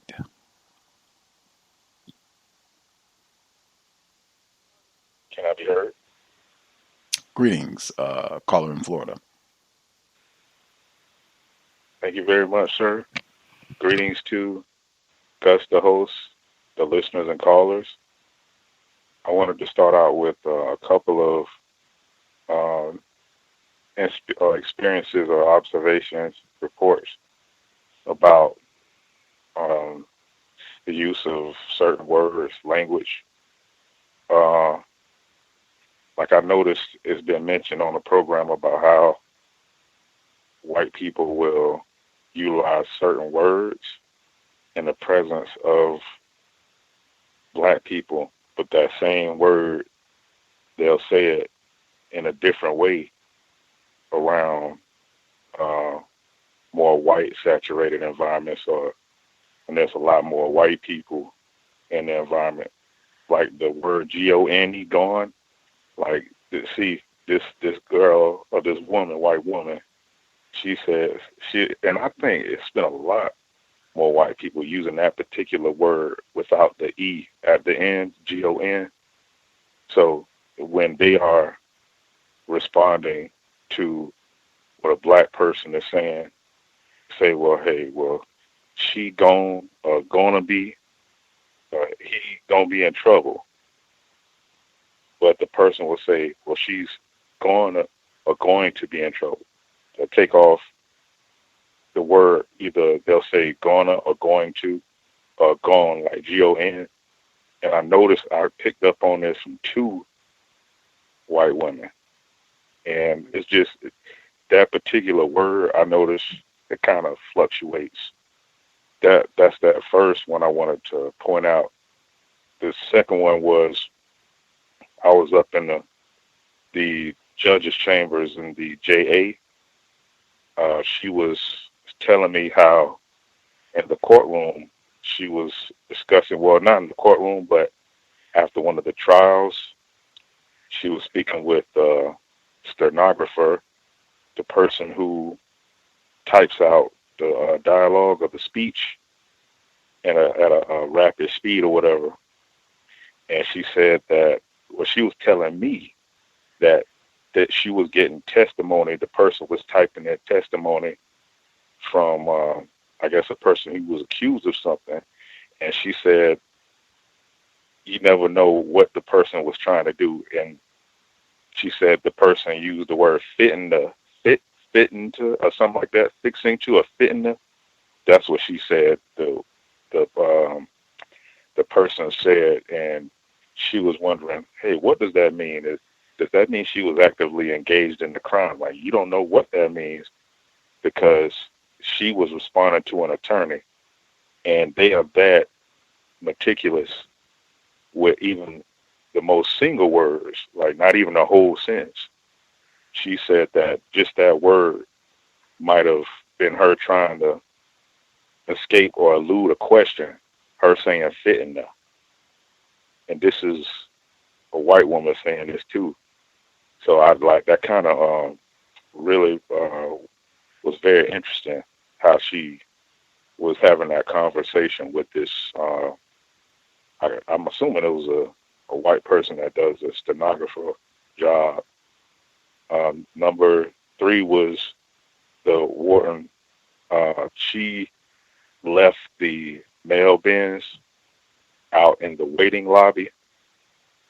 And I figure it was her that did this because she tends to engage in these tacky racist acts when the other white man isn't there. So what he will do is he will drop off the bins near the desk that I'm at, because I'm not going to say my desk, the desk where I'm stationed, and he has no problem bringing the bins. But what I noticed is that she won't come into any of the 3 doors in the department. It has 3 exits, and she doesn't walk through any of them. So she leaves these bins. So I asked the white coworkers, I'm like, you know, like who left this here or whatever, even though I knew who did it. They was like, well, hey, I don't know. Nobody said anything to us. I suspect they were lying to me. But just that's why I was saying I've been keeping a tally of how often she is going to walk through that door, and she is still at an absolute 0 right now. But I don't know if she is or isn't walking through there when I'm not there, if I'm not at work on a particular day. The next one, number 4, is that white man that I was talking about. He apparently, because I think he's on Facebook with someone that's at the office, and he made this post talking about he's going to sell everything in his house. He's selling the whole house. He said, hey, you know, the post was time to move on. I'm selling everything. Does anybody know any realtors? So he hasn't been in the entire week. And it's being reported that, I don't know if he had some kind of nervous breakdown or some kind of mental issue. Somebody even may have said it, possibly like suicidal or whatever. I don't know. But I only was at work 3 days this week, so he apparently hasn't been into work. So I should be hearing an update on that next week. And I got a suggestion to go to a website called aggravated.com by a person on the phone. It was a customer. I don't know what it was about. I forgot to look up the site, activated.org, I meant. So I took it to the supervisor, and I said, what do you do when you get a customer asking you to go to a recommended site? And she was like, well, no, don't get on the computer and do it or anything like that. You know, it could be spam or something.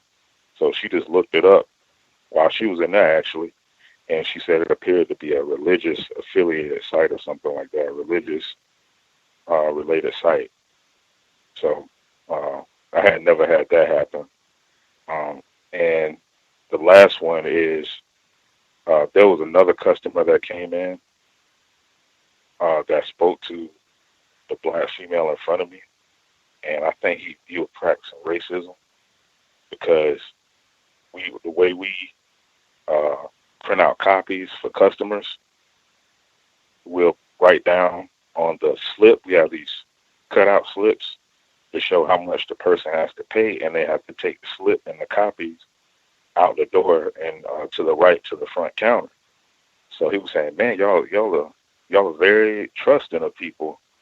Has anybody tried to, he asked her, has anybody tried to run off or anything? And she was like, hey, you know, it's pretty much up to you or something like that.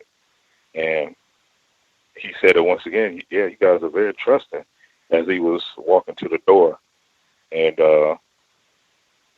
she said something like, "Well, you know, just take it to the front counter and you have a good day or whatever." And he says, "Oh, are you trying to say I'm trying to steal something?" See that deception? See, he brought it up. She never said anything about him wanting to steal anything or whatever. But that was what he had concluded with that interaction. So I'm thinking, yeah, he was practicing racism.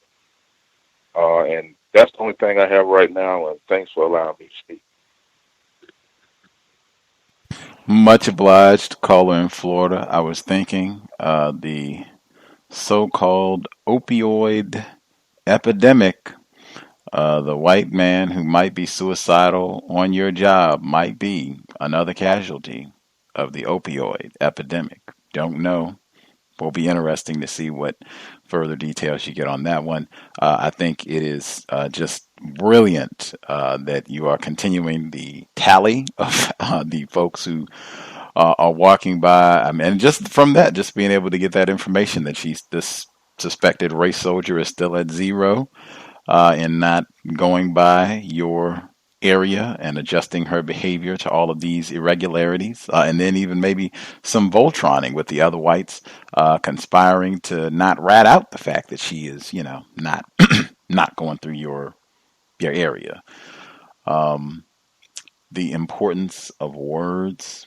Talk about that on a regular basis. I'm not surprised that it was an attorney. That's who Mr. Fuller references pretty frequently when he's talking about words and how that's a big crux of the problem, or what we should be doing as counter racists. Paying attention to words is he'll use examples of attorneys and saying that, hey, they make all this money. A big part of it is words. That's their job, being meticulous, surgical with it. And he says it's not even a sentence. We're talking about one word. Fitting. One word. Wait a minute. Something is wrong with one. That's something I point out on this program, because sometimes that's all it takes is one word is awry and things are not correct here. Could be some deliberate racism here. Could be some deception going on here just on the basis of this one word. Words are that critical, I would say, especially in the workplace. I'm going to pause here just to make sure that I get the written commentary in. I'll still make sure we get the other folks who called. So written commentary. Black female. She said, I just want to say, don't ever make the mistake of joining the workplace lottery. I don't really know what that is. Workplace lottery. If anybody clarifies, that would be great. Don't ever make the mistake of joining the workplace lottery or ever going along with your coworkers' jokes. Echo. I made the mistake of participating in the lottery once, and now they keep adding my name even when I did not sign up. My racist white coworker comes to me out of nowhere and says, "You owe me money." I asked for what? She says, "For the lottery." I state I didn't have the money. Is this like a lottery, like an internal thing, like the numbers racket that they do like on a city or state level? It sounds like they have that on a localized like work level where there's some sort of bidding. You put in money to win that. Like, there is no way. I can't even like fathom this. That's why I was saying I don't even know what this is. There is no way I would be doing anything where, who's holding the money that's going to be trusted? No way. I don't care what it is. If it's some sort of football, if they're doing like fantasy football and we're going to put a little bit of money in, no way. Absolutely not. I am not stickler for the rules. Professional. I am not here to play game. What are we in? High school? I'm just here to work. Thank you, Con. Are we doing this on company time? Am I supposed to be doing this on? Come on. Continuing. She says, for the lottery. I state I didn't have the money. The next day she comes to me and states again, "You owe me money." I asked for what? She says she bought my ticket and now I owe her. I never sign my name on the list. She also has the nerve to say that I don't give her quarters or change when paying her back. I don't know what to do in this case. I mean, I don't know when she says like paying her back, is this for the lottery? Is this for something else like coffee or snacks or whatever else? There would be no financial transactions, like zero. Like, I don't care what it is. If they have cornbread for a nickel in the vending machine, I'll get it myself. Pecans for a penny, no thanks. I'll get it myself. Whatever it is, no, I'm good. Lexuses for a shilling, no thanks. I mean, I missed out. I don't have it. Oh, you'll loan me a nickel? No thanks. I just missed out. Lexus could have been mine. Oh well. Uh, no transactions at all, and certainly none of these games or what have you for the lottery thing. That would be a simple one. Please remove my name from the lottery immediately. I want to discontinue my involvement with that entirely, permanently. I did not ask you to purchase me a ticket. I do not want to play any longer. Thank you. And hopefully that would be the end of that. It wouldn't be a long discussion. I just am not interested in playing anymore. It's not a discussion. I just don't want to play anymore. Please remove my name from this so that way I don't owe anybody for any money. The other portion, I couldn't tell what that was. If there's, like I said, if it's coffee, if this is like a Starbucks thing or what have you, can invoke Thomason. Yeah, I'm protesting Starbucks. If you want to be just more low key, no, thank you. I don't need you to purchase anything for me. No financial transactions with the other whites on the job. Her report continues. My second issue, my coworker who is beneath me in title, if titles are of any importance, has gotten comfortable giving me all her work with no repercussions. I came into work a few hours late the other day, and this racist woman actually waited for me to come in so she can give me all her work and her racist friends' work as well, since I was handed things that have nothing to do with me. This is work that could have been done in an hour tops. They all gathered around to lollygag, and I suspect say in their language, look at the good black girl doing the work, or something close to that, because they kept looking at me and saying, that's my girl. My racist white manager reinforces these people because they are the company snitch.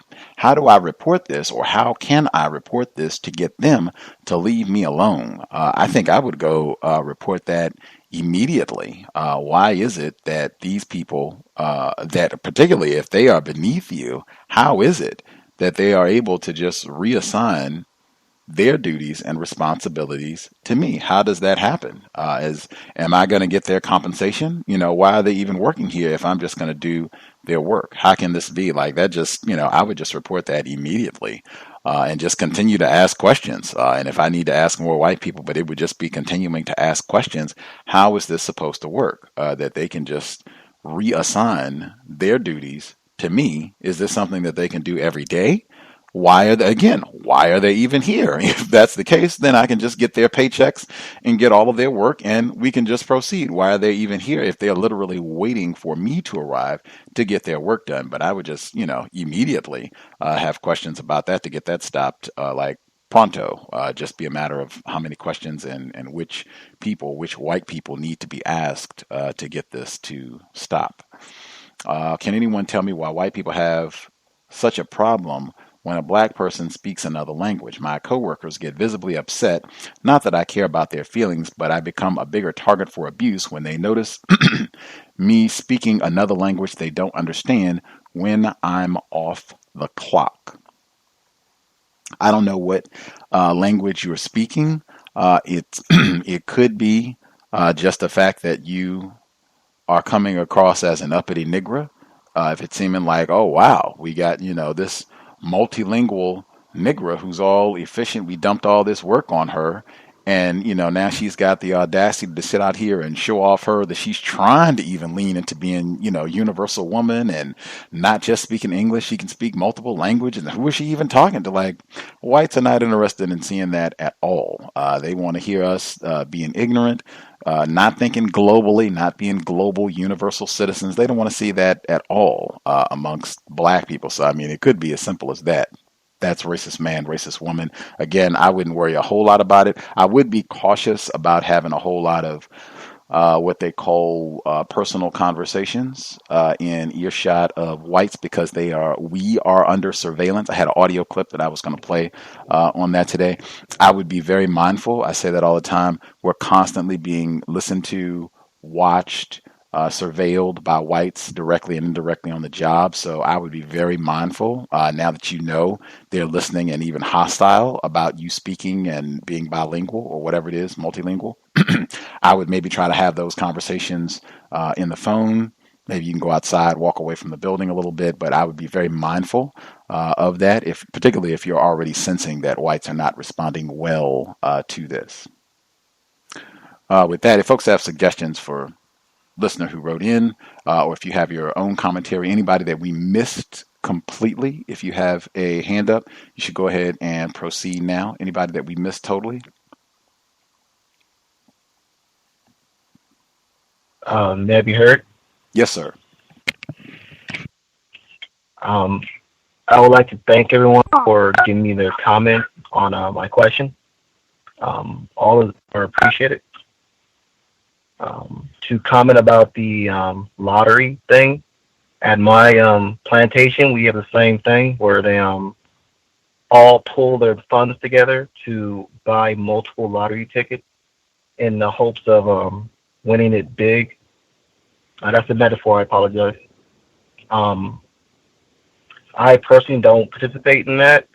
I say I don't gamble. That's my excuse when it comes to them pulling their funds together to do that. And I'll mute my line for that.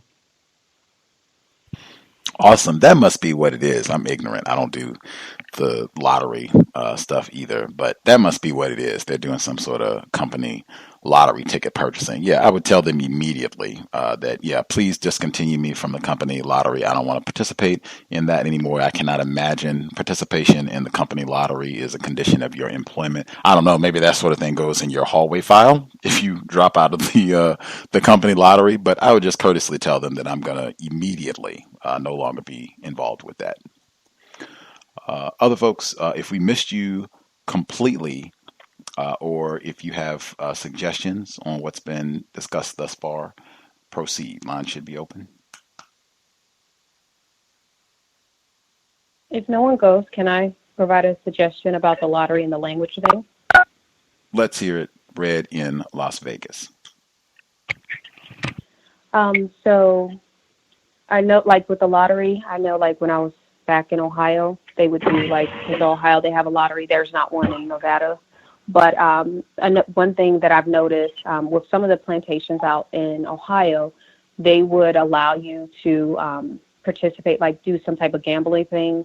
I know they had like fantasy football pools and stuff like that, where you put your name in a square and something about, I don't know, I don't watch football. But that was actually something that was okayed by the company. But there are other plantations. I know there are some out here where you cannot gamble at all. So I would definitely suggest that the female maybe look at her policies and procedures, because I've actually looked at different policies and procedures and seen, no type of gambling at all, even if it is, fantasy football or whatever. I think even with this current plantation that I'm on, they sent out a reminder email with football season coming up. They're like, no, there are no fantasy football pools or anything like that to be discussed on company property or whatever, but I still hear victims discussing it anyway, but not necessarily at the level of they're actually taking down bets. So that's the first thing about the lottery. And then also, so maybe that might be a way for her to get out of it. Just saying, this is against company policy. About the whole change thing. And I feel like I don't think I've been in a situation, but other victims who have like coworkers, they, just very frankly say, what, I didn't, tell you that I'm a part of this pool, so I don't owe you anything. That was your extra ticket that you bought for yourself. So good luck, something like that, if you wanted to be kind of, smart aleck.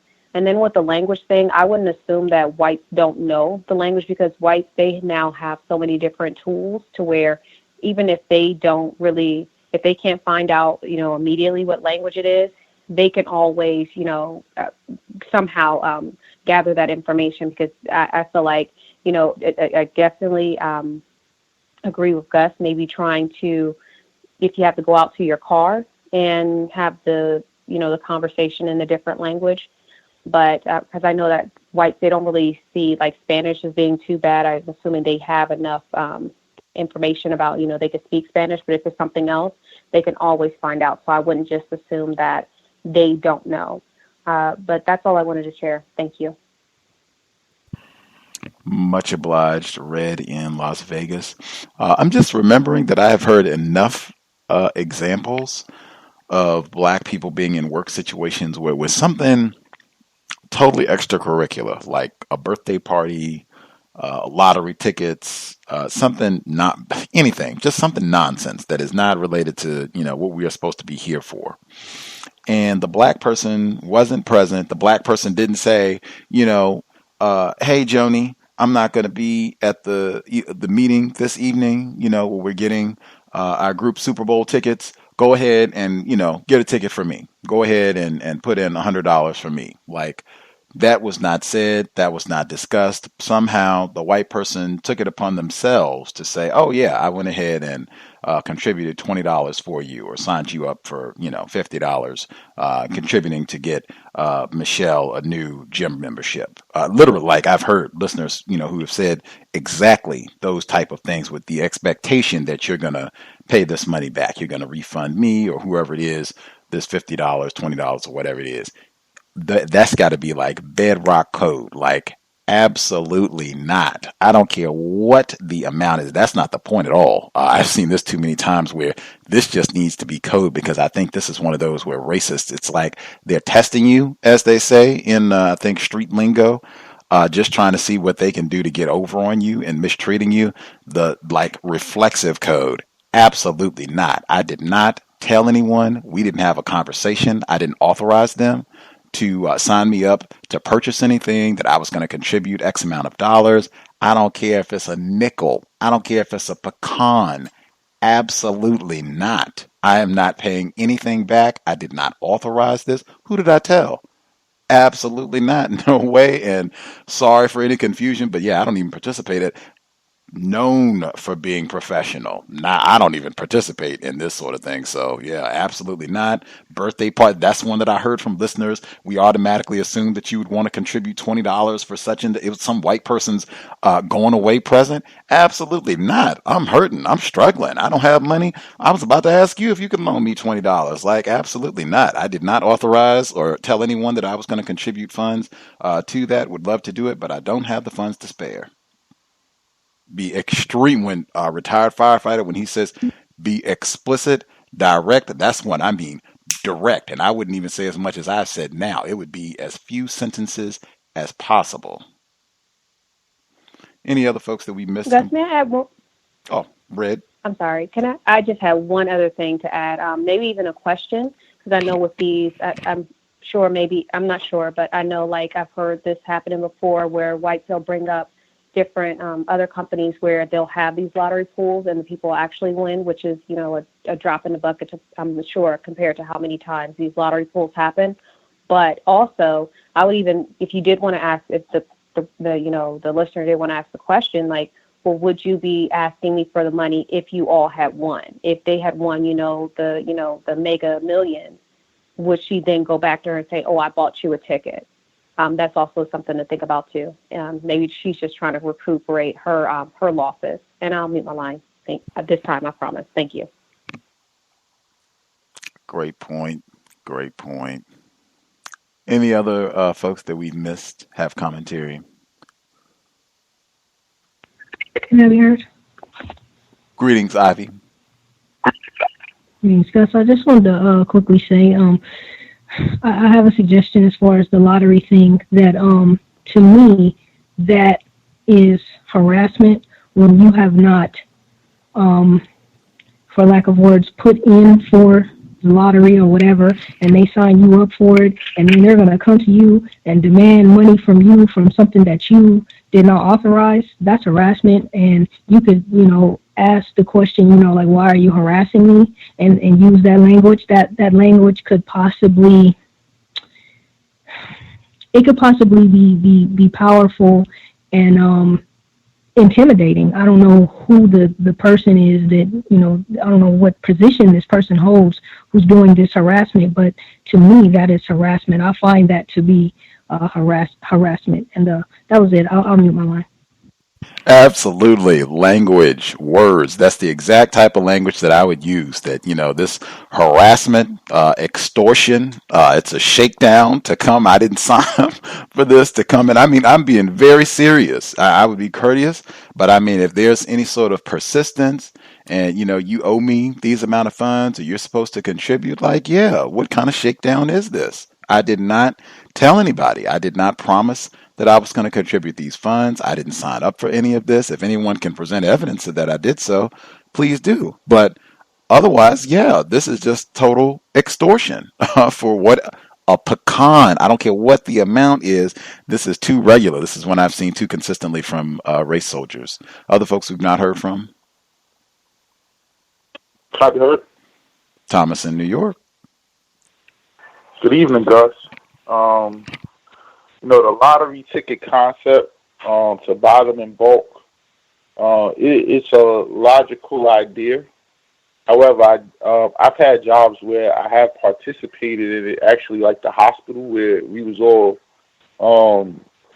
non-white, you know what I'm saying? We tried to get up out the hospital, you know what I mean? So it was like, we got a better chance at winning tonight, and it only would happen when the Mega Millions would go up to like 500 million, and we figure, hey, we get like 50 tickets, or 100 tickets, we might have a chance. So let's, we could all leave them at the same time and, like that type of mentality. However, I have had jobs where white people have asked me to participate, and as you know, I do not participate in too much with white people. My general comment to them is, I'm very unlucky. If you want to win, I wouldn't ask me to sign up. And they generally take that for face value. Football pools. They had one tonight at work. I was wondering why all the people that usually in a rush to leave and they just push their work off on me were still at work when I was leaving. And I said, what are y'all doing here? And they was like, oh, tonight's you're not playing? I'm like, playing what? Football pool. I'm trying to get the first pick. Who do you think I should get? I said, I haven't watched football in years, so I don't know. See y'all tomorrow. And that was pretty much how that ended. I've also had jobs where they had susus. I was at Citicorp. I'm talking. I was like 19, and they had this susu, and they were trying to get me involved, but I just had a bad feeling, so I didn't do it. And a few of my coworkers were all involved in the susu, and then one of the guys just left. And it messed everybody up. It was just like, and then there was a big argument, and it just turned into this whole thing. And I was so glad I wasn't involved. But that's one of those things where all the coworkers might take $100 out the check, each check, or 200, however they put it together, and all that would go to one person. So they'll have all that money at one time, and then for the duration of the period of the susu, that person will have to put the $100 in every week. And that, to me, that's where I felt like, once I give this dude this money, this guy gets his, I think it was like $10,000, then he's going to just, in about, 5-6 months, he ain't going to want to keep putting $100 in every week, and he's not going to get nothing out of it, you know what I'm saying? So it just didn't seem logical to me. But, I've heard that working for some people. At my job, I was called a boy one day. I had to do something for this, racist, older white racist who would be classified as Jewish. That's how he is allowed to classify himself. I picked something up, and he's like, man, you're a strong boy. And I said, excuse me. He said, oh, you know what? I'm so sorry. That came out totally wrong. You're a young man. And I apologize for that. So, recently, just last week or so, I go and I did something for this gentleman, and he says, again, man, good boy. And then he, again, I apologize. So I said, not ignorant, understood what he was, caught his slip up, or it probably wasn't a slip up. I don't try to figure it out with them. Called an animal today by a suspected racist who just, I forget the context in which she said it, but again, immediately, we're all animals, don't take it personal, understood, and this lady's from France. Now this French lady, annoying, always in my space. I guess Europeans get real close when they talk to you, and she smells like a old French lady. So it's annoying, but however, she confides in me. Her enemy is my terrorist, and she, one day came and said how much she can't stand her, and pretty much told me some of the things that was done to her, and I'm sitting there trying to keep a straight face, like, oh my gosh. And as soon as she walked away, I called the black receptionist over, like, get over here. Yo, guess what she just said? We just had the biggest laugh because, it was like, I guess she do it to everybody. You know what I'm saying? But, yeah, she's being terrorized by the lady, but that's white on white terrorism, so that doesn't really count. But she confides in me and tells me some of these things, and she, I don't trust her, so I just, hey, Bonyo, see you later. They giving me $150. They're giving me the company card, and I have to walk to the supermarket, which is a block and a half away, and buy $150 worth of ice cream. Man, this has been such a everyday. It's like a different attitude you walk into with my terrorists. Why didn't you get this? Why didn't you get that? I'm like, I'm buying the whole shelf. I might as well just rub my arm across it and take it all. But these Haagen-Dazs bars, they have to have a stick or a Magnum bar or a Dove bars with the stick and all different flavors. And then I get emails from partners. Oh, I want this particular one. And, if I get that, why did you get that? It's becoming like, man, and this ice cream gets bought on days over 90 degrees, so I can't wait for it to get cold so I don't have to deal with this ice cream. It's just becoming a hassle. Cutting the fruit today. One of my requirements is to cut this fruit, and it hasn't gotten any easier navigating this. Just yesterday, actually, the owner at it's 5 o'clock. He walks over to he's leaving with his secretary, that my terrorist, and she went to go terrorize someone as they were walking toward the elevator, so he had to stop, and he walked over to where the fruit was at, and it was just tiny morsels, of course, at 5 o'clock. So I was taking something across the street to the other office and to get it signed and brought back or whatever, and so I get on the elevator with them, and he says, Thomas, I would love for you to maybe get a little bit more fruit because, I just went to get some and there was none left. Oh, so him and her had the biggest argument on the elevator over, he's not getting any more fruit. I just stayed quiet, couldn't wait for the door to open. I got right away. See y'all tomorrow. And, it was just for today, as I'm rinsing the fruit, and one day, I was, this little squirt thing that, if you have a water faucet, you have a little squirt gun that the water comes out kind of spritzy. So, I was cleaning, using that to rinse the fruit, and I, picked up the colander with the fruit in it and, dried it out and put it on the tray. And just as I did that, she walked in, so the wire or the cord was still, out because I hadn't put it back yet. And she accused me of, now, because the thing was already loose, so now I'm the one that made that loose, and, this is all your fault. Look how you did that. So all things today, I go to turn the water on, and the whole handle just came off. I did nothing other than just lift it up. Now, mind you, this is a kitchen that is being used in a office setting, but the faucet and everything is made for a house. It's not made for the wear and tear that it takes by the amount of people that, office with, about, I think it's 100 and something people just on this one floor. It's either way, man, I had to do the dreadful thing of going to confess to her that this happened, and I knew it was coming, and come with me. This is all your fault. I mean, oh my God, and I just bit my tongue and, took the lashing, and, it is what it is. I mute my line. Thank you.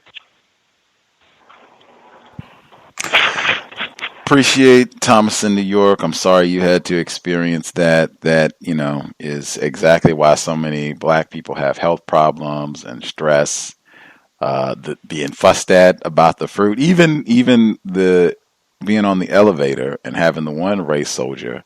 Man, Thomas, sure would be great if you could get us a few more pieces of fruit.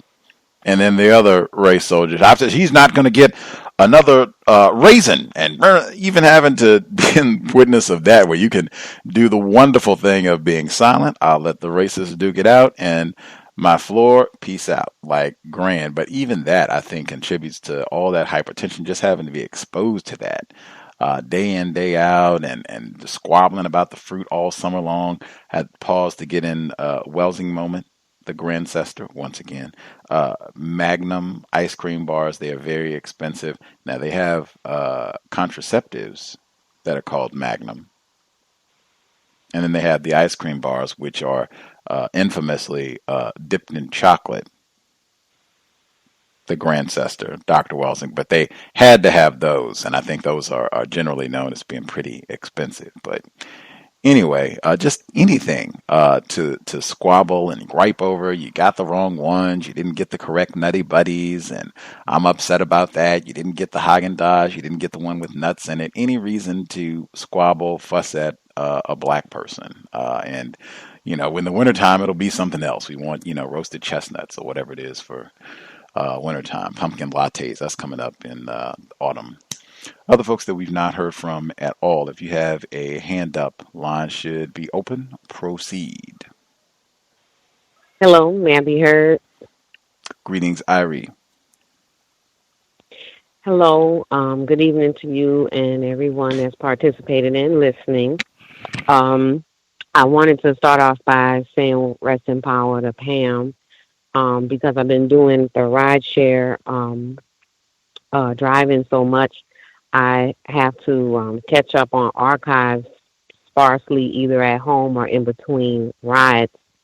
And I found out what happened, and I was utterly surprised. But her work is going to live on forever. I really appreciate it. And I've even started educating my son on a lot of things like the interracial con game. So as far as workplace discrimination, doing the ride share in the past week, I changed my vehicle to a foreign luxury brand type of vehicle because I just did the math and I could do it, and I knew I would generate more money by getting requests for what they call like the select or the premium rides. So what's been happening is when white people get into the car, they'll go, oh, wow, this is nice. Or, wow, this is real leather, or something, I don't know, crazy talk, stupid talk like that. Because, as you understood, it's going to be leather and it's going to be nice in here because it's a luxury brand vehicle. So then there's questions from them to qualify me having the vehicle in their mind, such as, so all you do is this? Or do you work somewhere else full time? What do you do? And to quote Vivica Fox's character on Why Do Fools Fall in Love, my answer generally is, some of this, some of that, because frankly, it's not their business. I picked up a passenger yesterday who wanted or was pretending to compliment me on my musical selection because I always play jazz whenever people in the vehicle, Miles Davis, John Coltrane. And she goes, I like that music, Missy, which I do not take kindly to at all because it reminds me of slave names like Missy, Prissy, stuff like that. And also like something you would name a horse or some type of whatever. So I said, well, you can call me Renee, and for your compliment. So after that, she was like, oh, I'm sorry.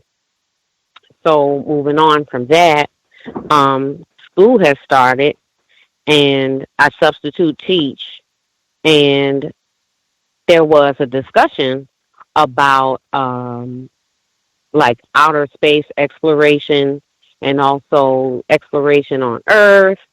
And I was telling the children about, okay, there's a lot of things that happen that you're not told about because the government knows people will freak out or, there'll be a commotion. So I said, imagine if you knew that there was a near Earth asteroid coming and you only had a week to live, what would you do? And some of the kids were like, well, I go shoplifting and I'd eat whatever I want. Well, this white young lady, and this is all eighth graders, they were, she was saying, well, I'd act like it's the purge. And I was like, wow, you would. And then she goes, no, wait, I take that back. I said, well, listen, class, I said, that's your friend. And she just admitted if she had a week to live, she would murder people. So you need to watch her. And I thought that was fascinating. And I also thought it was fascinating how I attempted to greet some non-white permanent staff in the morning before the day started, and they didn't speak to me, but they did eyeball me pretty hard. I have a practice when I go into, especially middle school and high school, to wear business casual. And I don't know if they didn't take kindly to the fact that I had on a dress that was, in that, like, not casual, or if it was because, I don't know. I just don't know. But then later on, I was kind of challenged by one of the non-white teachers, Hispanic non-white. Oh, by the way, I'm Miss So-and-so, and let me know if you need help. And I just said, oh, okay, and walked on. And I think this is the last thing. Yes, this is. Also, if people could give me a little advice on what to do when a non-white or non-white children that are black, when they proceed to not have decorum in class, meaning laughing aloud, like this is what happened basically at the end of the day, laughing uncontrollably, purposefully ignoring me when I said, please turn around, thank you, we're doing this, can you join us, I'll help you if you need help, and there's, typical eye rolling because they feel like they're being challenged or not listening at all. There was one young lady that I said, listen, self-control is the best control, and right now you can't do that over there with your friends. I need you to leave. I'm not leave. I need you to move. She's like, I'm not moving because that's not something she said. I said, okay, well, now you have to go because you're about to cause, confusion, and we can't have it. I'm trying to teach. So she's like, I'm not leaving. So I said, okay, you're right. You can stay here. I'm like, class, everybody get your stuff, and we'll leave. And it did what I wanted it to do, which was she kind of acquiesced. She was like, oh, okay, all right, that's fine. I'm leaving because you're doing too much.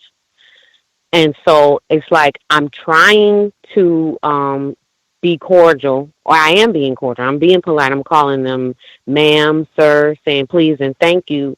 And for some reason, I guess racism, white supremacy has them confused when somebody is actually looking at them and being plaintive but firm at the same time. And it's like they're totally dismissing it. And I don't want to keep sending these kids to the office, you know, but then again, I don't know what else to do necessarily because I still have to attend to a whole class of other children who could really go astray if I let this one person stay, you know, and continue to disrupt. And I'll end my turn. Thank you. I think that's the first time that Vivica A. Fox has been quoted on the cows in the 10 years of broadcasting. I think, well, one, what age group are these children? Eighth grade, so between 12 and let's say 14 if they're on the older end. Okay, 12 and 14. I think the system of white supremacy, I've worked with children in that age group, and I think a lot of the children that I worked with, I even worked with some in California, they have had really terrible experiences in the school system, as did I, and probably every black person on the line right now, I suspect. So they have a lot of that hostility, and especially that age group, because I mean, by then they've seen, a good 10 years of what the killing fields, as Minister Farrakhan calls them, what they look like, what that experience means being a black child. So, I mean, for some of them, they're pretty frustrated about all of that at that point. So, even from a black teacher who is attempting to be kind and all of that, they're still, not receptive. I've seen that before.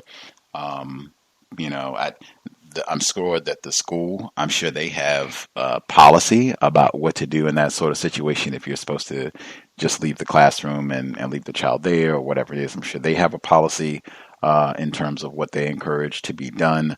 I think just being consistent, at least that's what I try to do, be consistent, be courteous, and just being consistent in terms of expecting that I'm going to be courteous with you, that you can be courteous with me as well, and that the expectation is that you'll be courteous with me and with other folks that are here. Like, even if you don't want to do something, that's fine. You can use your words to just say you don't want to do it. Like, I don't want to do this, or I'm not in space to do this right now.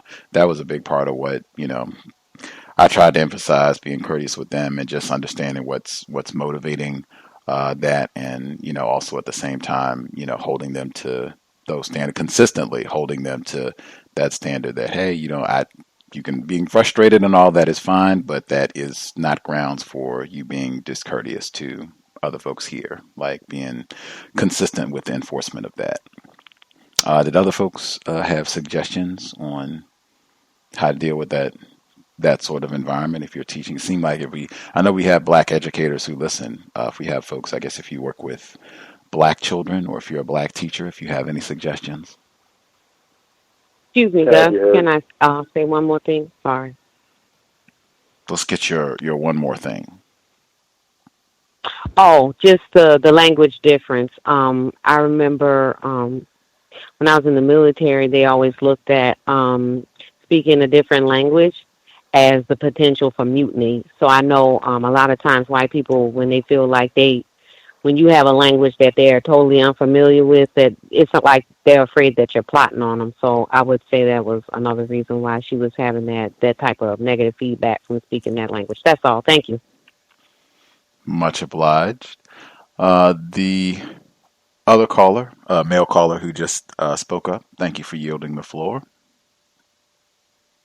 Yeah, that was me, Ken Steele. I'm calling from Los Angeles, and if I sound disappointed, I am. I just got scammed out of a few $100 by some Ukrainians, it appears. So I'm not in the happiest of moods right now.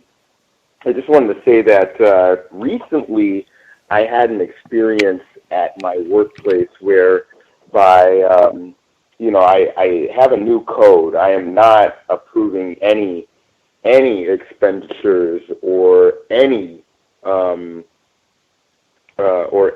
sort of expenses that are suggested to me by a superior. I will allow them to take full responsibility for whatever decision that they choose to make. Recently, I was blamed for the company that that I'm working with, I was given the blame for an expenditure that was tens of thousands of dollars. Like I would never have lent my word to any of this had I not been encouraged to by my superior. And furthermore, when the solution that we paid for, when it didn't pan out, every time it was referred to as my suggestion or my project, when in reality, I had not been aware of this this program or this or any of this prior to my superior mentioning this and expressing a keen desire to have this solution integrated into our workflow process. So I guess I was the person who was in charge of, reviewing and, taking a look at the solution. And, I said that it was a good solution. Objectively, it's a good solution, albeit very expensive. And so I said, sure. And months later, they're turning around and they're saying, your solution, your issue, your problem, your program that you suggested is not working out, yada, yada, yada. And really, I'm suspecting that I'm being used as a scapegoat for this person's connections in Spain to go ahead and blame me for this blunder. And again, I didn't even know about the solution prior to it having been shown to me by the superior, and it's something that has me very upset. So not a good Thursday for Ken Steele over here, and I just got a number of fires to put out. It seems, and yes, I'm the only black person that is in the mix, so to speak. So I guess this is a game of blame a Negro, and I'm it.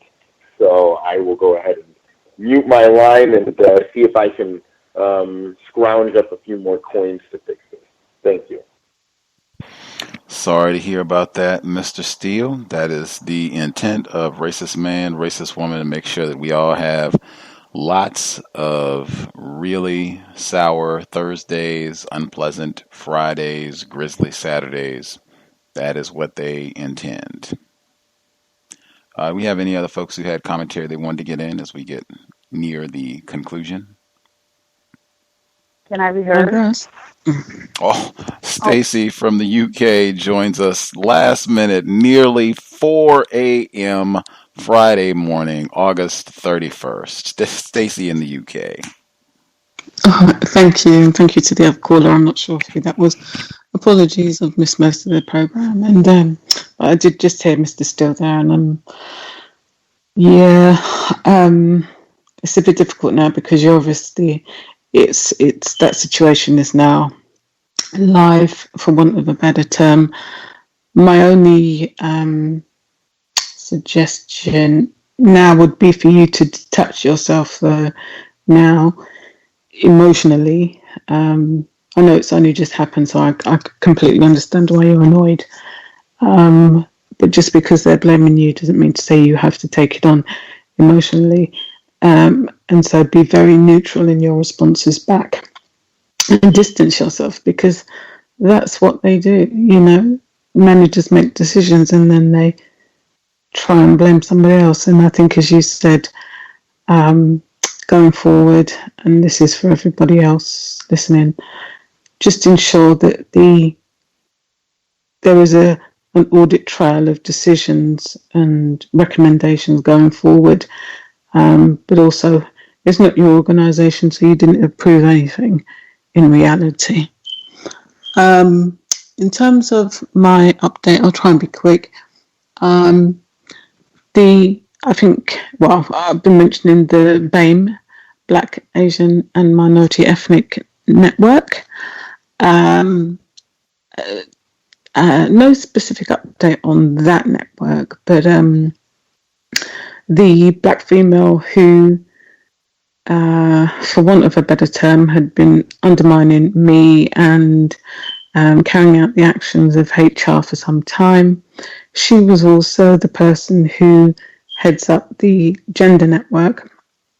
And you may recall that I relayed a couple of months ago, or a couple of weeks ago maybe, that the BAME network was required to go through a formal structure and have their chairs and all the other people in the committee voted on. And then at the same time, they mentioned that they would also be reviewing the arrangements for the gender network. Now, this black female set this network up probably in about 2011, 2012, has been the only person who has been managing it. But since the focus on diversity, aka more white females in senior roles campaign, that situation has now changed, and I predicted that would happen. I guess suspected racists can be very shrewd, so they haven't kicked her off. But what they've done is they have brought in another female, white female. So it looks like I only know this because I saw an update in the chief exec's. Chief exec sends out a briefing from senior managers, and there was a reference to a particular campaign that they're doing to put more women in senior roles, and reference these two people as the gender network. And never before has this other person, I don't even think she's been working for the organisation that long, been involved. So I can only imagine that this new person, who is a white female, is now the co-chair alongside the black female. So they're very shrewd. They haven't kicked her off because that would be too obvious. But there's now a co-chair, and how she was referenced or how they were both referenced, is that this white female's name was put first in the chief exec's briefing and the black female second. And it's a small detail, but I noticed it. And what maybe no one else noticed it, but I predict soon that the black female will either get bored or they will exit her completely. But yeah, all of a sudden, now that it's a big campaign, we need to have co-chair. I guess, as Mr. Fuller says, they can show you more better than I can tell you, or something like that.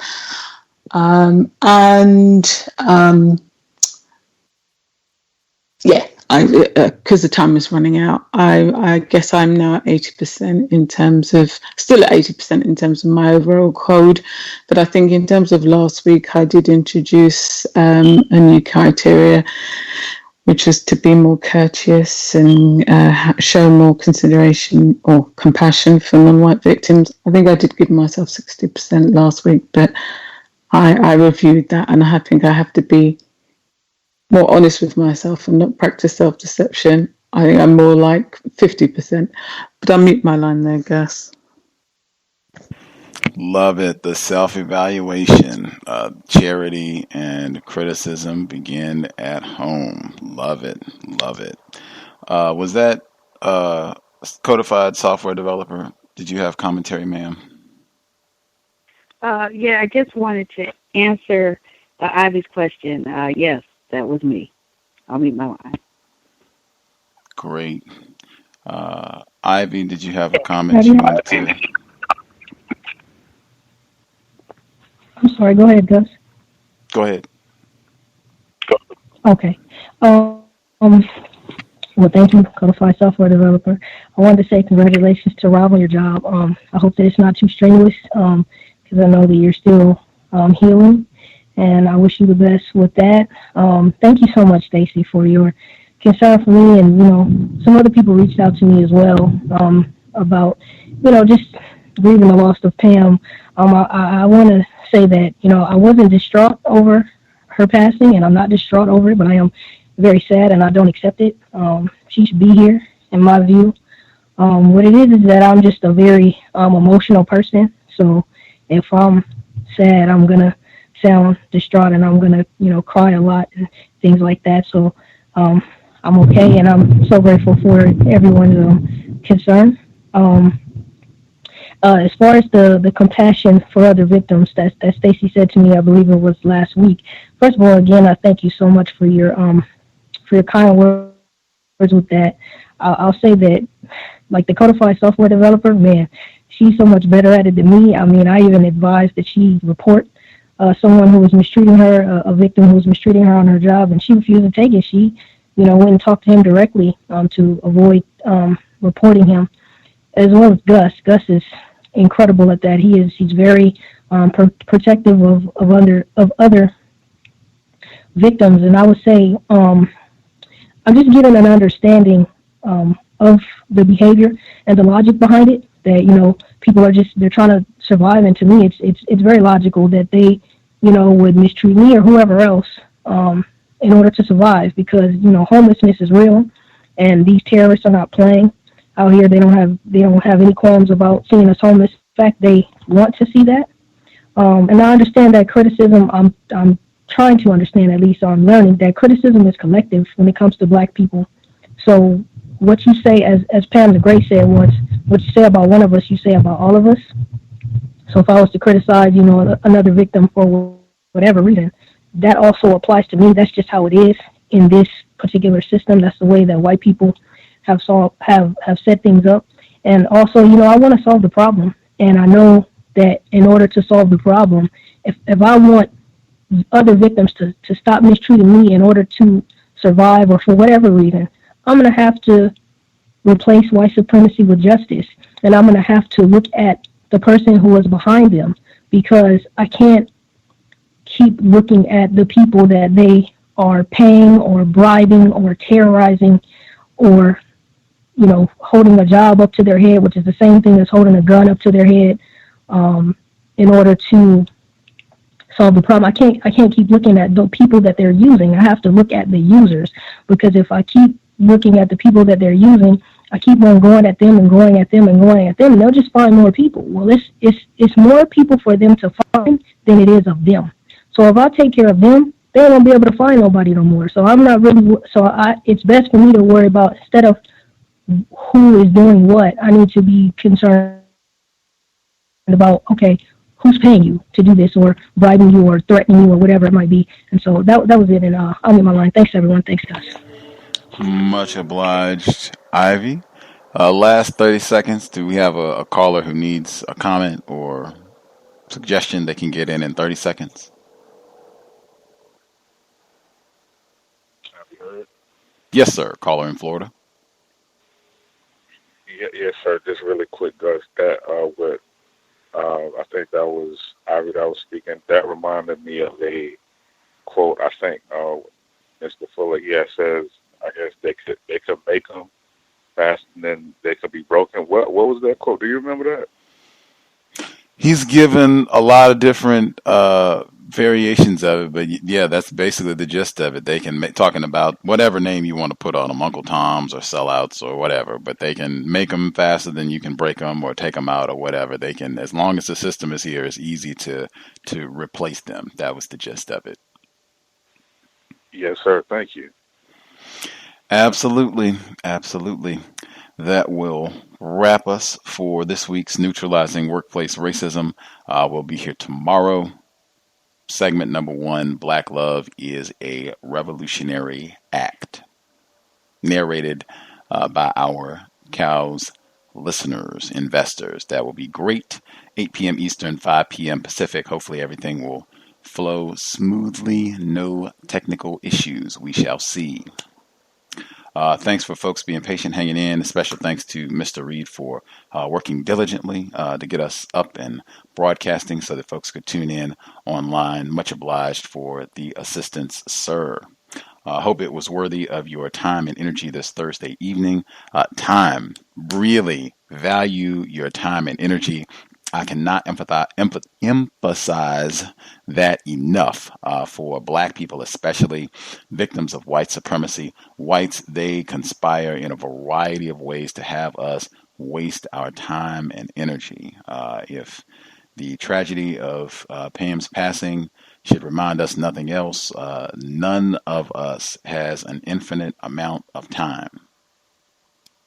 Value the time and energy that we have. Let's try to use it in the most constructive manner possible. And especially as victims of white supremacy, I mean, hey, we should be really urgent with our use of time towards getting this problem solved. We do not have time to waste.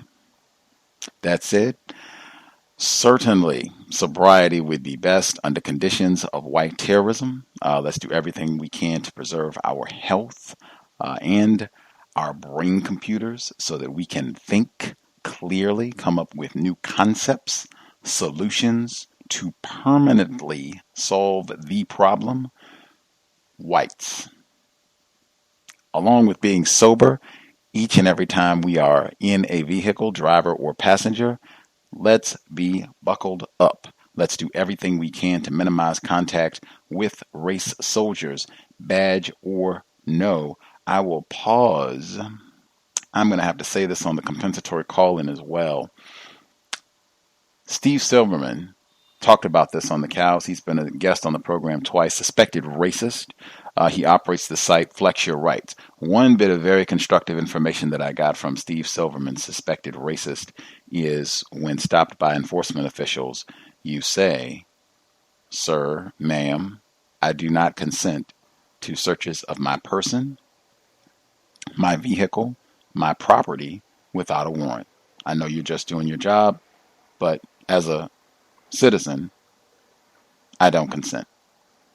And I've said that to officers more than once. Armed officers, plural, more than once. Worked flawlessly. And I recommend that because and it's so many incidents of officers doing that nonsense. Oh, you don't mind if I check around, and they commence to pawn and all kinds of things can go bad. I do not consent. It's right in and they have a documentary where they show this technique.